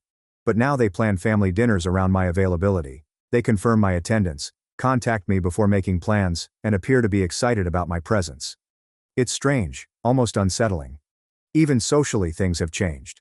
They expect me to accompany them to any weddings or family gatherings where they are invited. It will be great to have you there, they say, as if they have always been concerned about my presence. Meanwhile, whenever Emily was present, they never asked if I wanted to leave. It's as if they've decided to make me a replacement for my sister. Part of me wants to embrace this change so that I can finally get the attention and care I wished for as a child, but another part of me is skeptical. Was this simply a matter of convenience, as Emily was no longer available to be their ideal daughter? But, unlike Emily, they expect me to work for them. For example, when my father became ill, my mother was unable to help him much due to a bad back. They suddenly expected me to step in and care for him without asking any questions. When my father was in the hospital, they encouraged me to visit him as frequently as possible, almost as if it was my responsibility to be there every day. They expected me to drop everything and focus on them, something they never asked Emily to do when she was the one they cared about. Then, over Christmas, my parents sat me down for what appeared to be a serious discussion. They informed me that they had decided to give me a portion of the inheritance my mother had received from her elderly relatives but had previously decided not to pass down to me. Keep in mind that my mother had already given half to my sister, so she decided to share some of what was left with me. My mother told me that she and her father thought they should have given me the money right away and hoped that I would use this inheritance to invest wisely or buy myself a new car because, according to them, my 4-year-old car had served its purpose and it was time for an upgrade. I was completely caught off guard. My parents had never been as generous to me before.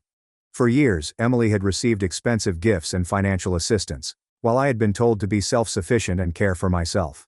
I was understandably suspicious. When I looked at them and asked, Why are you suddenly being so nice to me? They revealed the truth. My parents sighed and admitted that they had learned their lesson after what had happened to Emily. My father went on to say that they could never trust her again because she had willingly spent all of her money to run off and marry a deadbeat. Instead of giving her more money, which she would undoubtedly waste, they chose to give it to me because they trusted I would use it responsibly. Mom looked at me and told me that in exchange for their generosity, all they wanted was for me to be their temporary favorite child. She said it casually, as if it were a perfectly normal thing to say. According to her, this meant that I should listen to them, be there for them, and look after them now that they were older and had no one else to turn to. Dad chimed in, saying he had always known I was the more responsible one, and he had high hopes for me, that I would not let them down like Emily had. I sat there staring at them, attempting to process what I had just heard. Hearing them say this confirmed what I had suspected. This was not love. This was not appreciation. This felt like they were attempting to bribe me into taking care of them. They'd lost Emily, their golden child. So now they wanted me not only to replace her, but also to cater to their needs. Their motivation for giving me money was not to make amends for how they had treated me previously. It wasn't because they regretted having ignored me all these years. No, they needed something from me right now. They offered me these gifts with strings attached. They expected something in return. My obedience, presence, and care. They didn't appreciate me as a person. It was about creating a safety net for themselves now that Emily was no longer present. At that moment, I realized something painful. My parents never really changed. They did not suddenly wake up and recognize my worth. They simply shifted their preferences because Emily had let them down. And now I was just their backup plan. Now, I could have refused the money. I certainly could have protested. I could have called them out on their hypocrisy, pointed out how they had ignored me for years, and expressed my true feelings, but I didn't because there was no point. It wasn't as if they'd suddenly realize their error and apologize. It was unlikely that they would finally admit how unfair they had been. Instead, I decided to simply accept what they were offering. My parents had never given me financial assistance before. I had always been the independent one, the one who had to struggle and work for everything, whereas Emily received handouts. My sister had been spoiled with expensive gifts, free college tuition, a brand new car at the age of 19, and half of the inheritance from my elderly relatives. So what did she do with it? She took off and spent everything on herself and her husband. Meanwhile, I worked hard for everything I had, with no assistance from my parents. She had received more than enough from my parents over the years. So, if they finally wanted to give me something, who am I to refuse? So I kept my mouth shut and accepted the money. However, since then, my parents' expectations of me have only grown. Every day they appear to feel more entitled to me.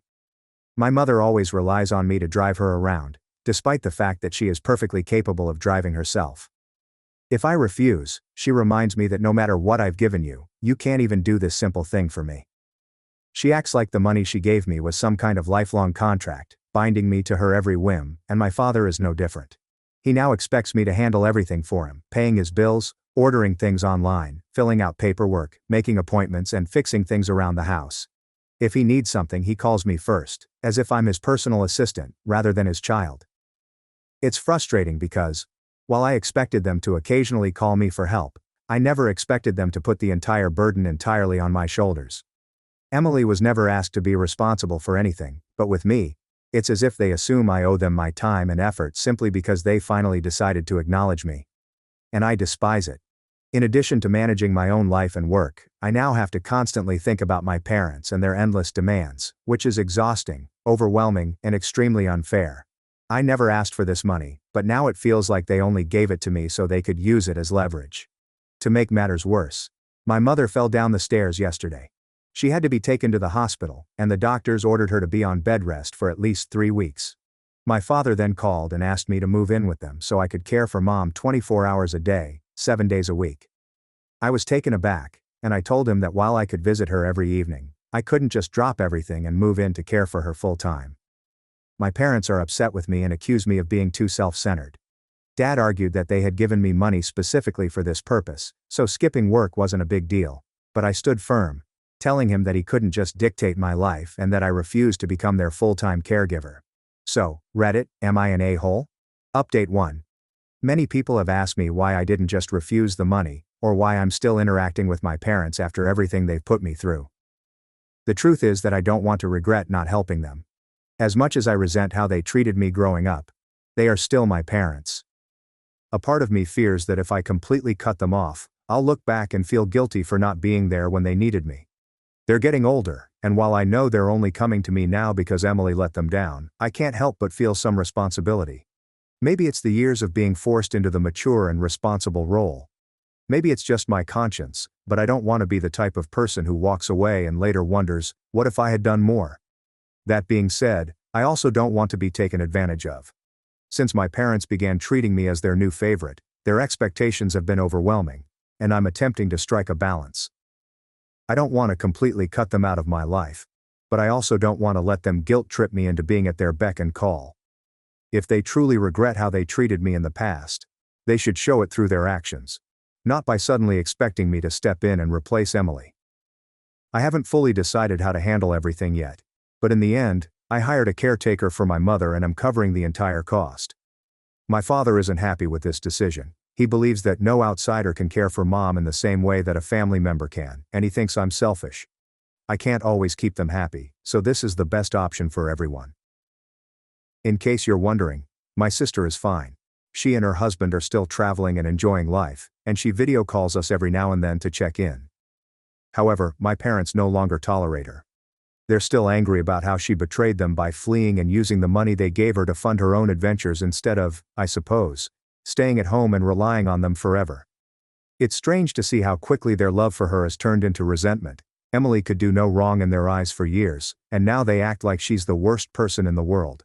It's not that she's suddenly turned into a bad person, she's just doing what she's always done, putting herself first. The only difference is that it no longer benefits them. Update 2. It's been 3 weeks since my last update, and I finally sat down and had an open conversation with my parents. I told them everything, how I felt growing up with them, how I saw them favor Emily over me over and over, and how it made me feel inadequate, as if I was never enough for them. With Emily out of the picture, it felt like they were just using me as a replacement rather than genuinely caring about me. I also made it clear that just because they had suddenly decided to give me money did not mean I owed them anything. I told them how exhausting it was to be treated like their personal assistant. I was not their servant, and I refused to be guilt-tripped into taking care of them when they had spent years pushing me aside. At first they argued, saying things like, "We didn't think you would mind, and we just thought you were capable enough to handle everything," as if that somehow made up for their behavior. But I stood firm, and in the end, after all, this is the first time I've expressed my feelings to them, and they now realize that if they want me in their lives, they must treat me with the respect I deserve. Update 3. It's been 5 months since my last update, and I followed some of your advice and went to therapy, which has been one of the best things I've ever done for myself. It's helped me process a lot of the emotions I've buried over the years, and I'm gradually learning to set boundaries with my parents without feeling guilty. Surprisingly, my parents have become more understanding in recent months, and they no longer expect me to be at their beck and call. We still spend time together, but it feels normal now, like a genuine parent-child relationship rather than an obligation. It's not perfect, but it's much better than before. Meanwhile, as I expected, Emily has been trying to make her way back.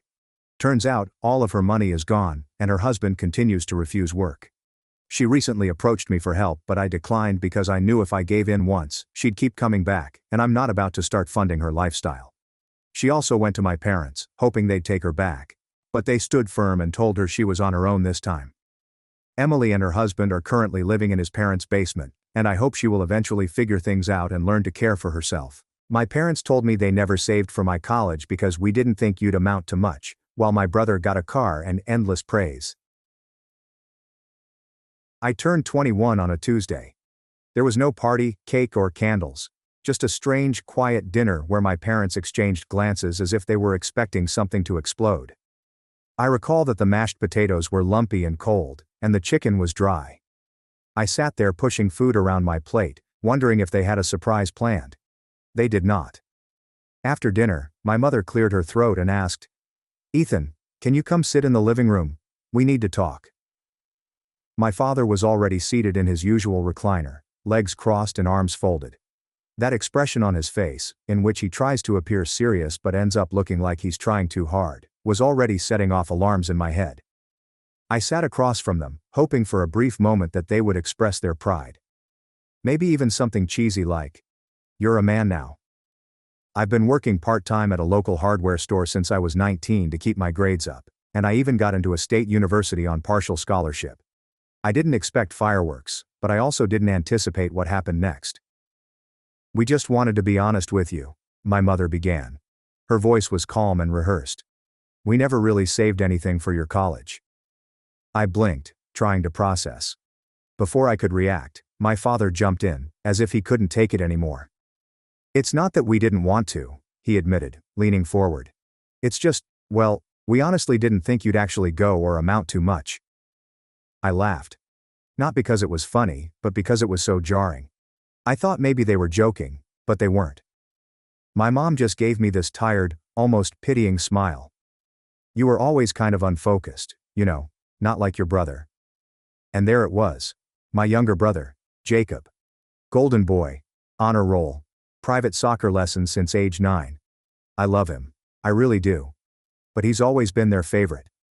When he turned 19, they threw him a surprise party with a shiny new car parked out front. He got a college fund. I got a pair of socks and a keychain that said, "Go get him." I shrugged it off at the time, thinking they were waiting to help me when I actually got in somewhere. I figured they were just being cautious. Turns out they'd written me off years ago. I didn't yell or cry, I just sat there nodding slowly, pretending it didn't hurt like hell. "Okay," I said. "Thanks for telling me." I went back to my room, shut the door, and stared at the ceiling for what felt like hours. That night I started applying for every scholarship and part-time job I could find, including weekend shifts at a local diner, odd jobs on campus bulletin boards, and even tutoring younger kids for money. I was determined to go to college, even if it meant crawling there. That was 8 months ago, and now I'm in my second semester working 2 jobs, barely sleeping, and sometimes skipping meals just to make ends meet. But every few weeks I get a text from my mother saying something like, "You've been really distant lately. Is everything okay?" Or worse, she'll send one of those guilt-inducing messages like, "We're still your family, Ethan. You can't ignore us forever." As if I owe them closeness after what they did. As if I'm the one pulling away for no reason. What really drives the knife deeper is how they keep bragging about Jacob's potential as if it's a group project in which they're all invested. He's not even sure if he wants to go to college, they gave him everything, and he's still trying to find himself. Meanwhile, I'm working 10-hour shifts and passing exams with barely enough energy to keep my eyes open. Last week I went home for the first time in months, mostly because Jacob begged me to, and he doesn't know the whole story, just that things have been strange between me and our parents. When I walked into the living room I saw my mother showing someone a photo of Jacob holding up his acceptance letter, grinning like he had just won the lottery. She looked so proud, and I stood there in the doorway, invisible. She turned and hugged me quickly, then said, "You look tired, Ethan. Maybe if you let us help you won't have to run yourself to the ground." Help? Do they now want to help? I said nothing, just smiled and nodded. But something changed in me that night. I realized they'd never see me as anything other than the backup plan, the afterthought, the kid who somehow failed to fail. And maybe that's what bothers them the most. That I didn't crumble when they let me down. That I didn't become the disappointment they were so sure I'd be. What they don't know is that I've been keeping track of everything. The money they put into Jacob's dreams, the way they spoke about me when they thought I wasn't listening, the backhanded compliments, the subtle digs, the complete lack of support. I've been biting my tongue, and if they think I'm distant now, they haven't seen anything yet. I couldn't stop thinking about how my mom looked at me when she said I looked tired, not concerned, not sympathetic, just vaguely judgmental, as if I'd brought it on myself. Maybe struggling to put myself through school, working night shifts at the diner, and early morning stocking shelves was proof that I wasn't. That week, back on campus, I pulled 4 doubles in a row, slept on the floor of my tiny apartment between shifts, and still managed to turn in a 10-page essay on time. Then on Friday, I got a call from my father, who never calls, and I let it go to voicemail. I had just finished a graveyard shift and was walking home in the early dawn, my feet aching and my shirt clinging to me with the scent of burnt eggs and coffee. I listened to the voicemail while walking under gray skies, half zoning out. "Hey Ethan. Listen. We were wondering if you'd be available next weekend. It's Jacob's big showcase for his photography class, the one where his work is featured in the school lobby. We'd love to see you there. The whole family is going. Your mom has even ordered catering. Just let us know." Okay, I stopped walking. Catering for a high school photography exhibit. And suddenly I was 19 again, standing in the rain outside my school's debate final, waiting for someone, anyone, to show up and cheer me on. They never did. They said they had errands. That it wasn't a big deal. And yet here they were, now pulling out the red carpet for Jacob's artsy photo collage. I didn't call back. I didn't even text. When the weekend came, I picked up an extra shift at the diner. During my break, I scrolled through my mom's Facebook and saw her latest post. A dozen photos of Jacob standing next to his photos, framed and lit up. The caption read, "So proud of our baby boy and his incredible talent. He smiles with mom and dad, poses with his friends and laughs. The future is bright, and we'll always be your biggest fans." I kept scrolling until I came across another post from earlier that week, a photo of me taken without my permission while working at the diner. Someone had tagged me in the background, blurry and hunched over a counter, and my mother had commented, "Our other son is working hard. He's always been such a trooper." There was no context, no pride, just pity. Around this time, the requests began to come in, but not for me. "Hey Ethan," my mother texted one afternoon. "Jacob's thinking about applying to the same university as you. Would you be willing to help him with his application? Just some editing and feedback."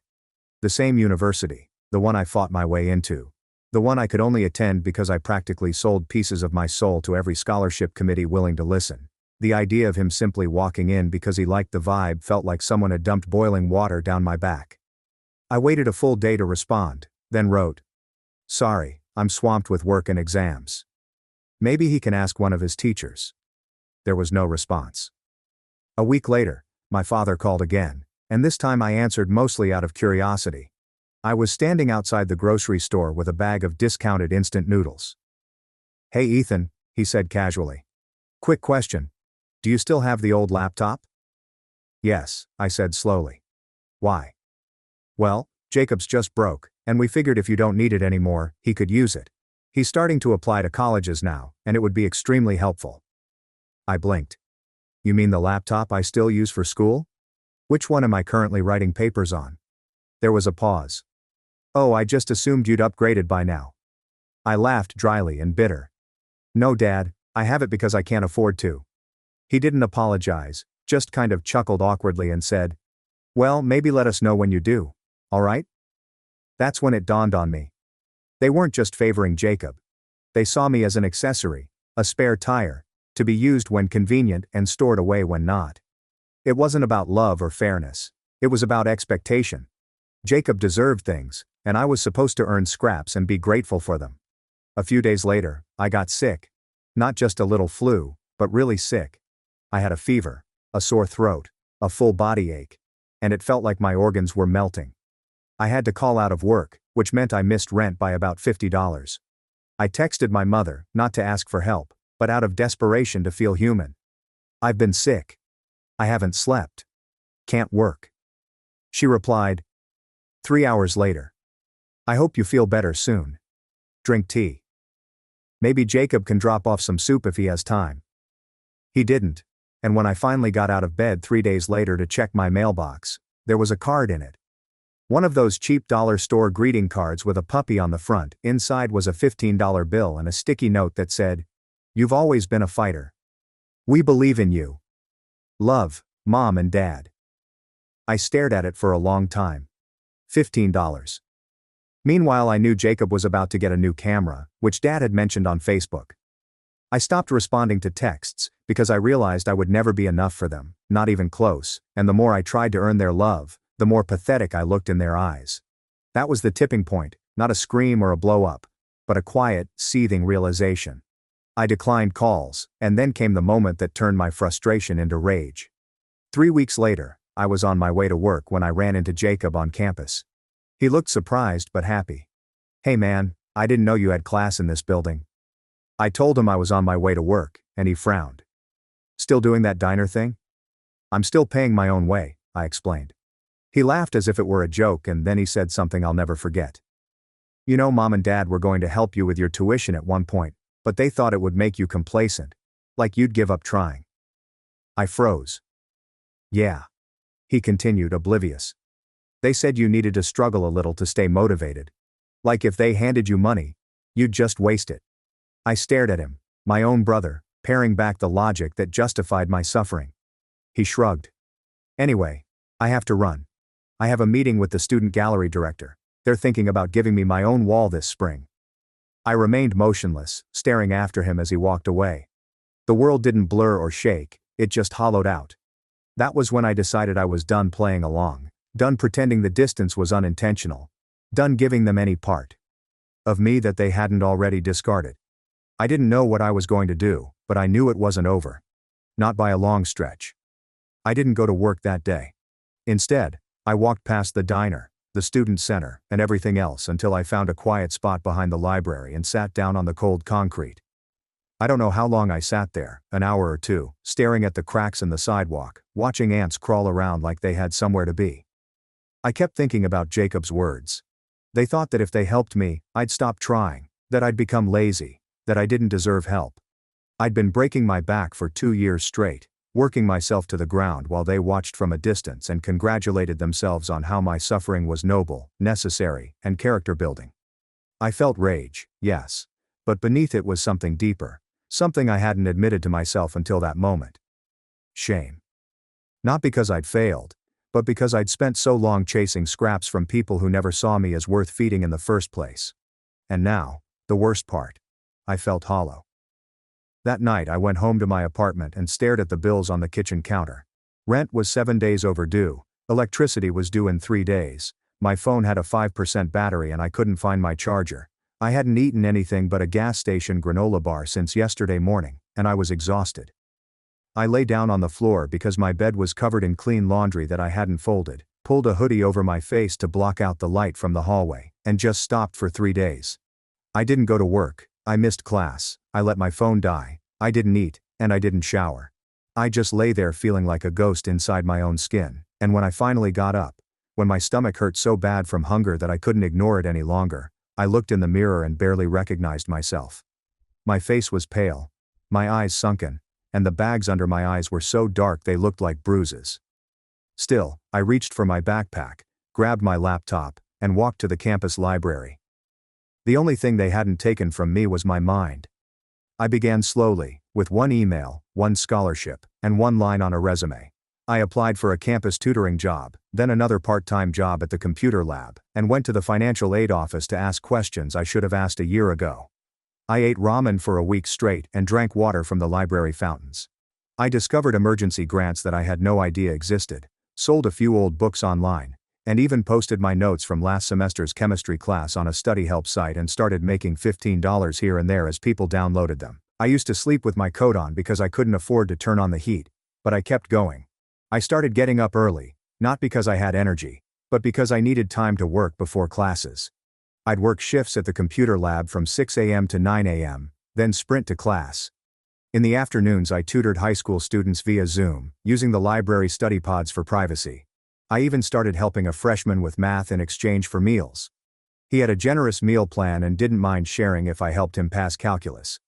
And slowly, so slowly, I started to breathe again. There was this moment about a month later that I still remember.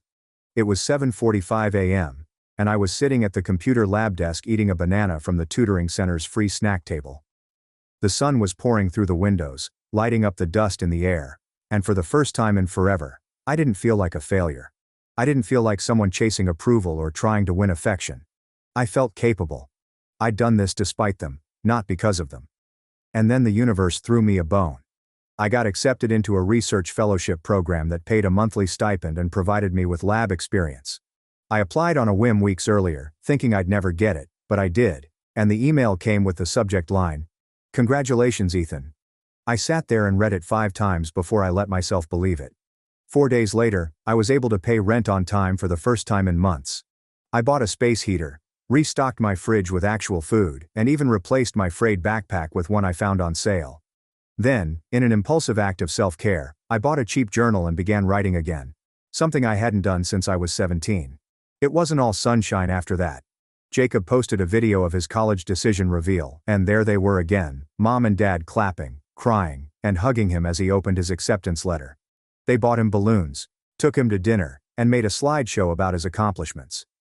I still had moments when I was bitter, and seeing family photos online hurt like a wound I kept scratching. The caption said, "One down, one to go." As if I were just background noise, but something inside me had changed. They didn't break me. They tried. Whether they meant to or not, they loaded me down with doubt, tied bricks to my legs, and tossed me in the deep end. But I swam. I clawed my way back to the surface, breathless and shaking, but alive. And one night, sitting at my desk with a cup of actual tea in hand and the heat humming quietly in the corner, I realized something strange. I no longer cared if they ever said, "We're proud of you." Because I was proud of myself. I didn't need their words.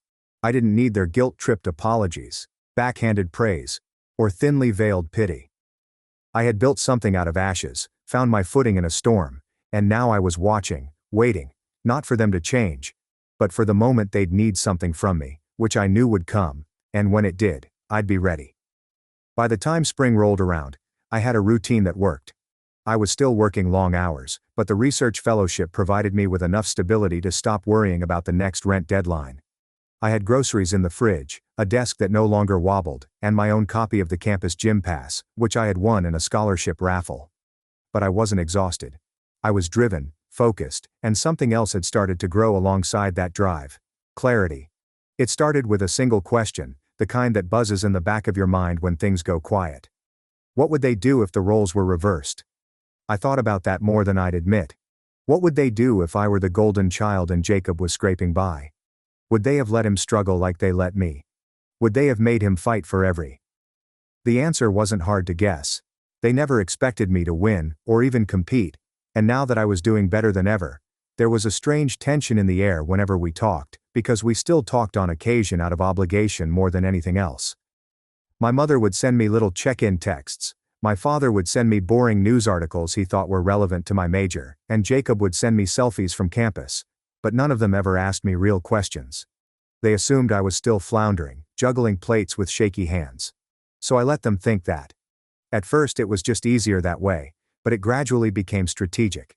I stopped posting on social media, I let my profile go dormant, and when I received new accomplishments, another grant, a published research paper, or a faculty recommendation, I didn't say anything, especially not to Jacob.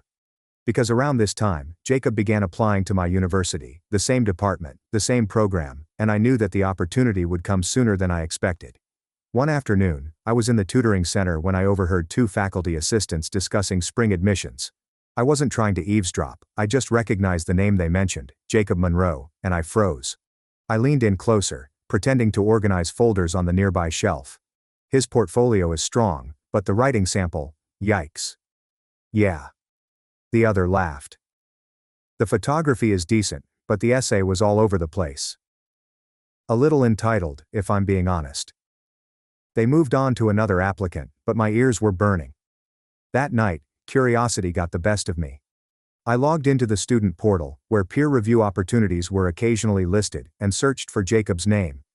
I didn't find his application, but I did find a research assistant listing he had applied for, the same one I'd been offered weeks earlier but turned down due to scheduling conflicts. And here's where it gets wild. He used my name as a reference.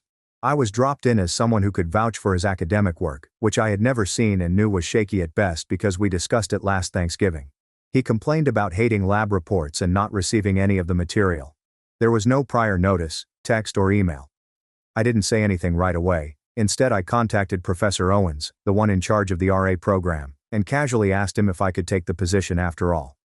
My tutoring schedule had lightened, I told him, and he was delighted to offer it back to me. That was step 1. Step 2 was a little more satisfying. About a week later, Jacob texted me unexpectedly. "Hey man, I just applied for the Owens RA position. I used you as a reference. I hope that's okay." I waited 3 hours before responding. "I just saw it. I hope you are ready for it. It's a lot of work." He immediately responded. "Haha, yeah, but the props love me. It shouldn't be hard." I didn't respond after that because, while he was flexing, I was planning a meeting with Professor Owens in which I would quietly and professionally mention that, while I supported my brother's ambitions, I couldn't in good conscience recommend him for a research-heavy position after he admitted to struggling with the materials. I didn't trash him. I simply told the truth. Owens nodded thoughtfully. "That tracks. His writing sample wasn't great." Then, as if rewarding my candor, he added, "Glad you're on board again." Later that week, Jacob called me frustrated. "Did you talk with Professor Owens?" He emailed me this super vague rejection and said I didn't seem like the right fit. I kept my voice steady.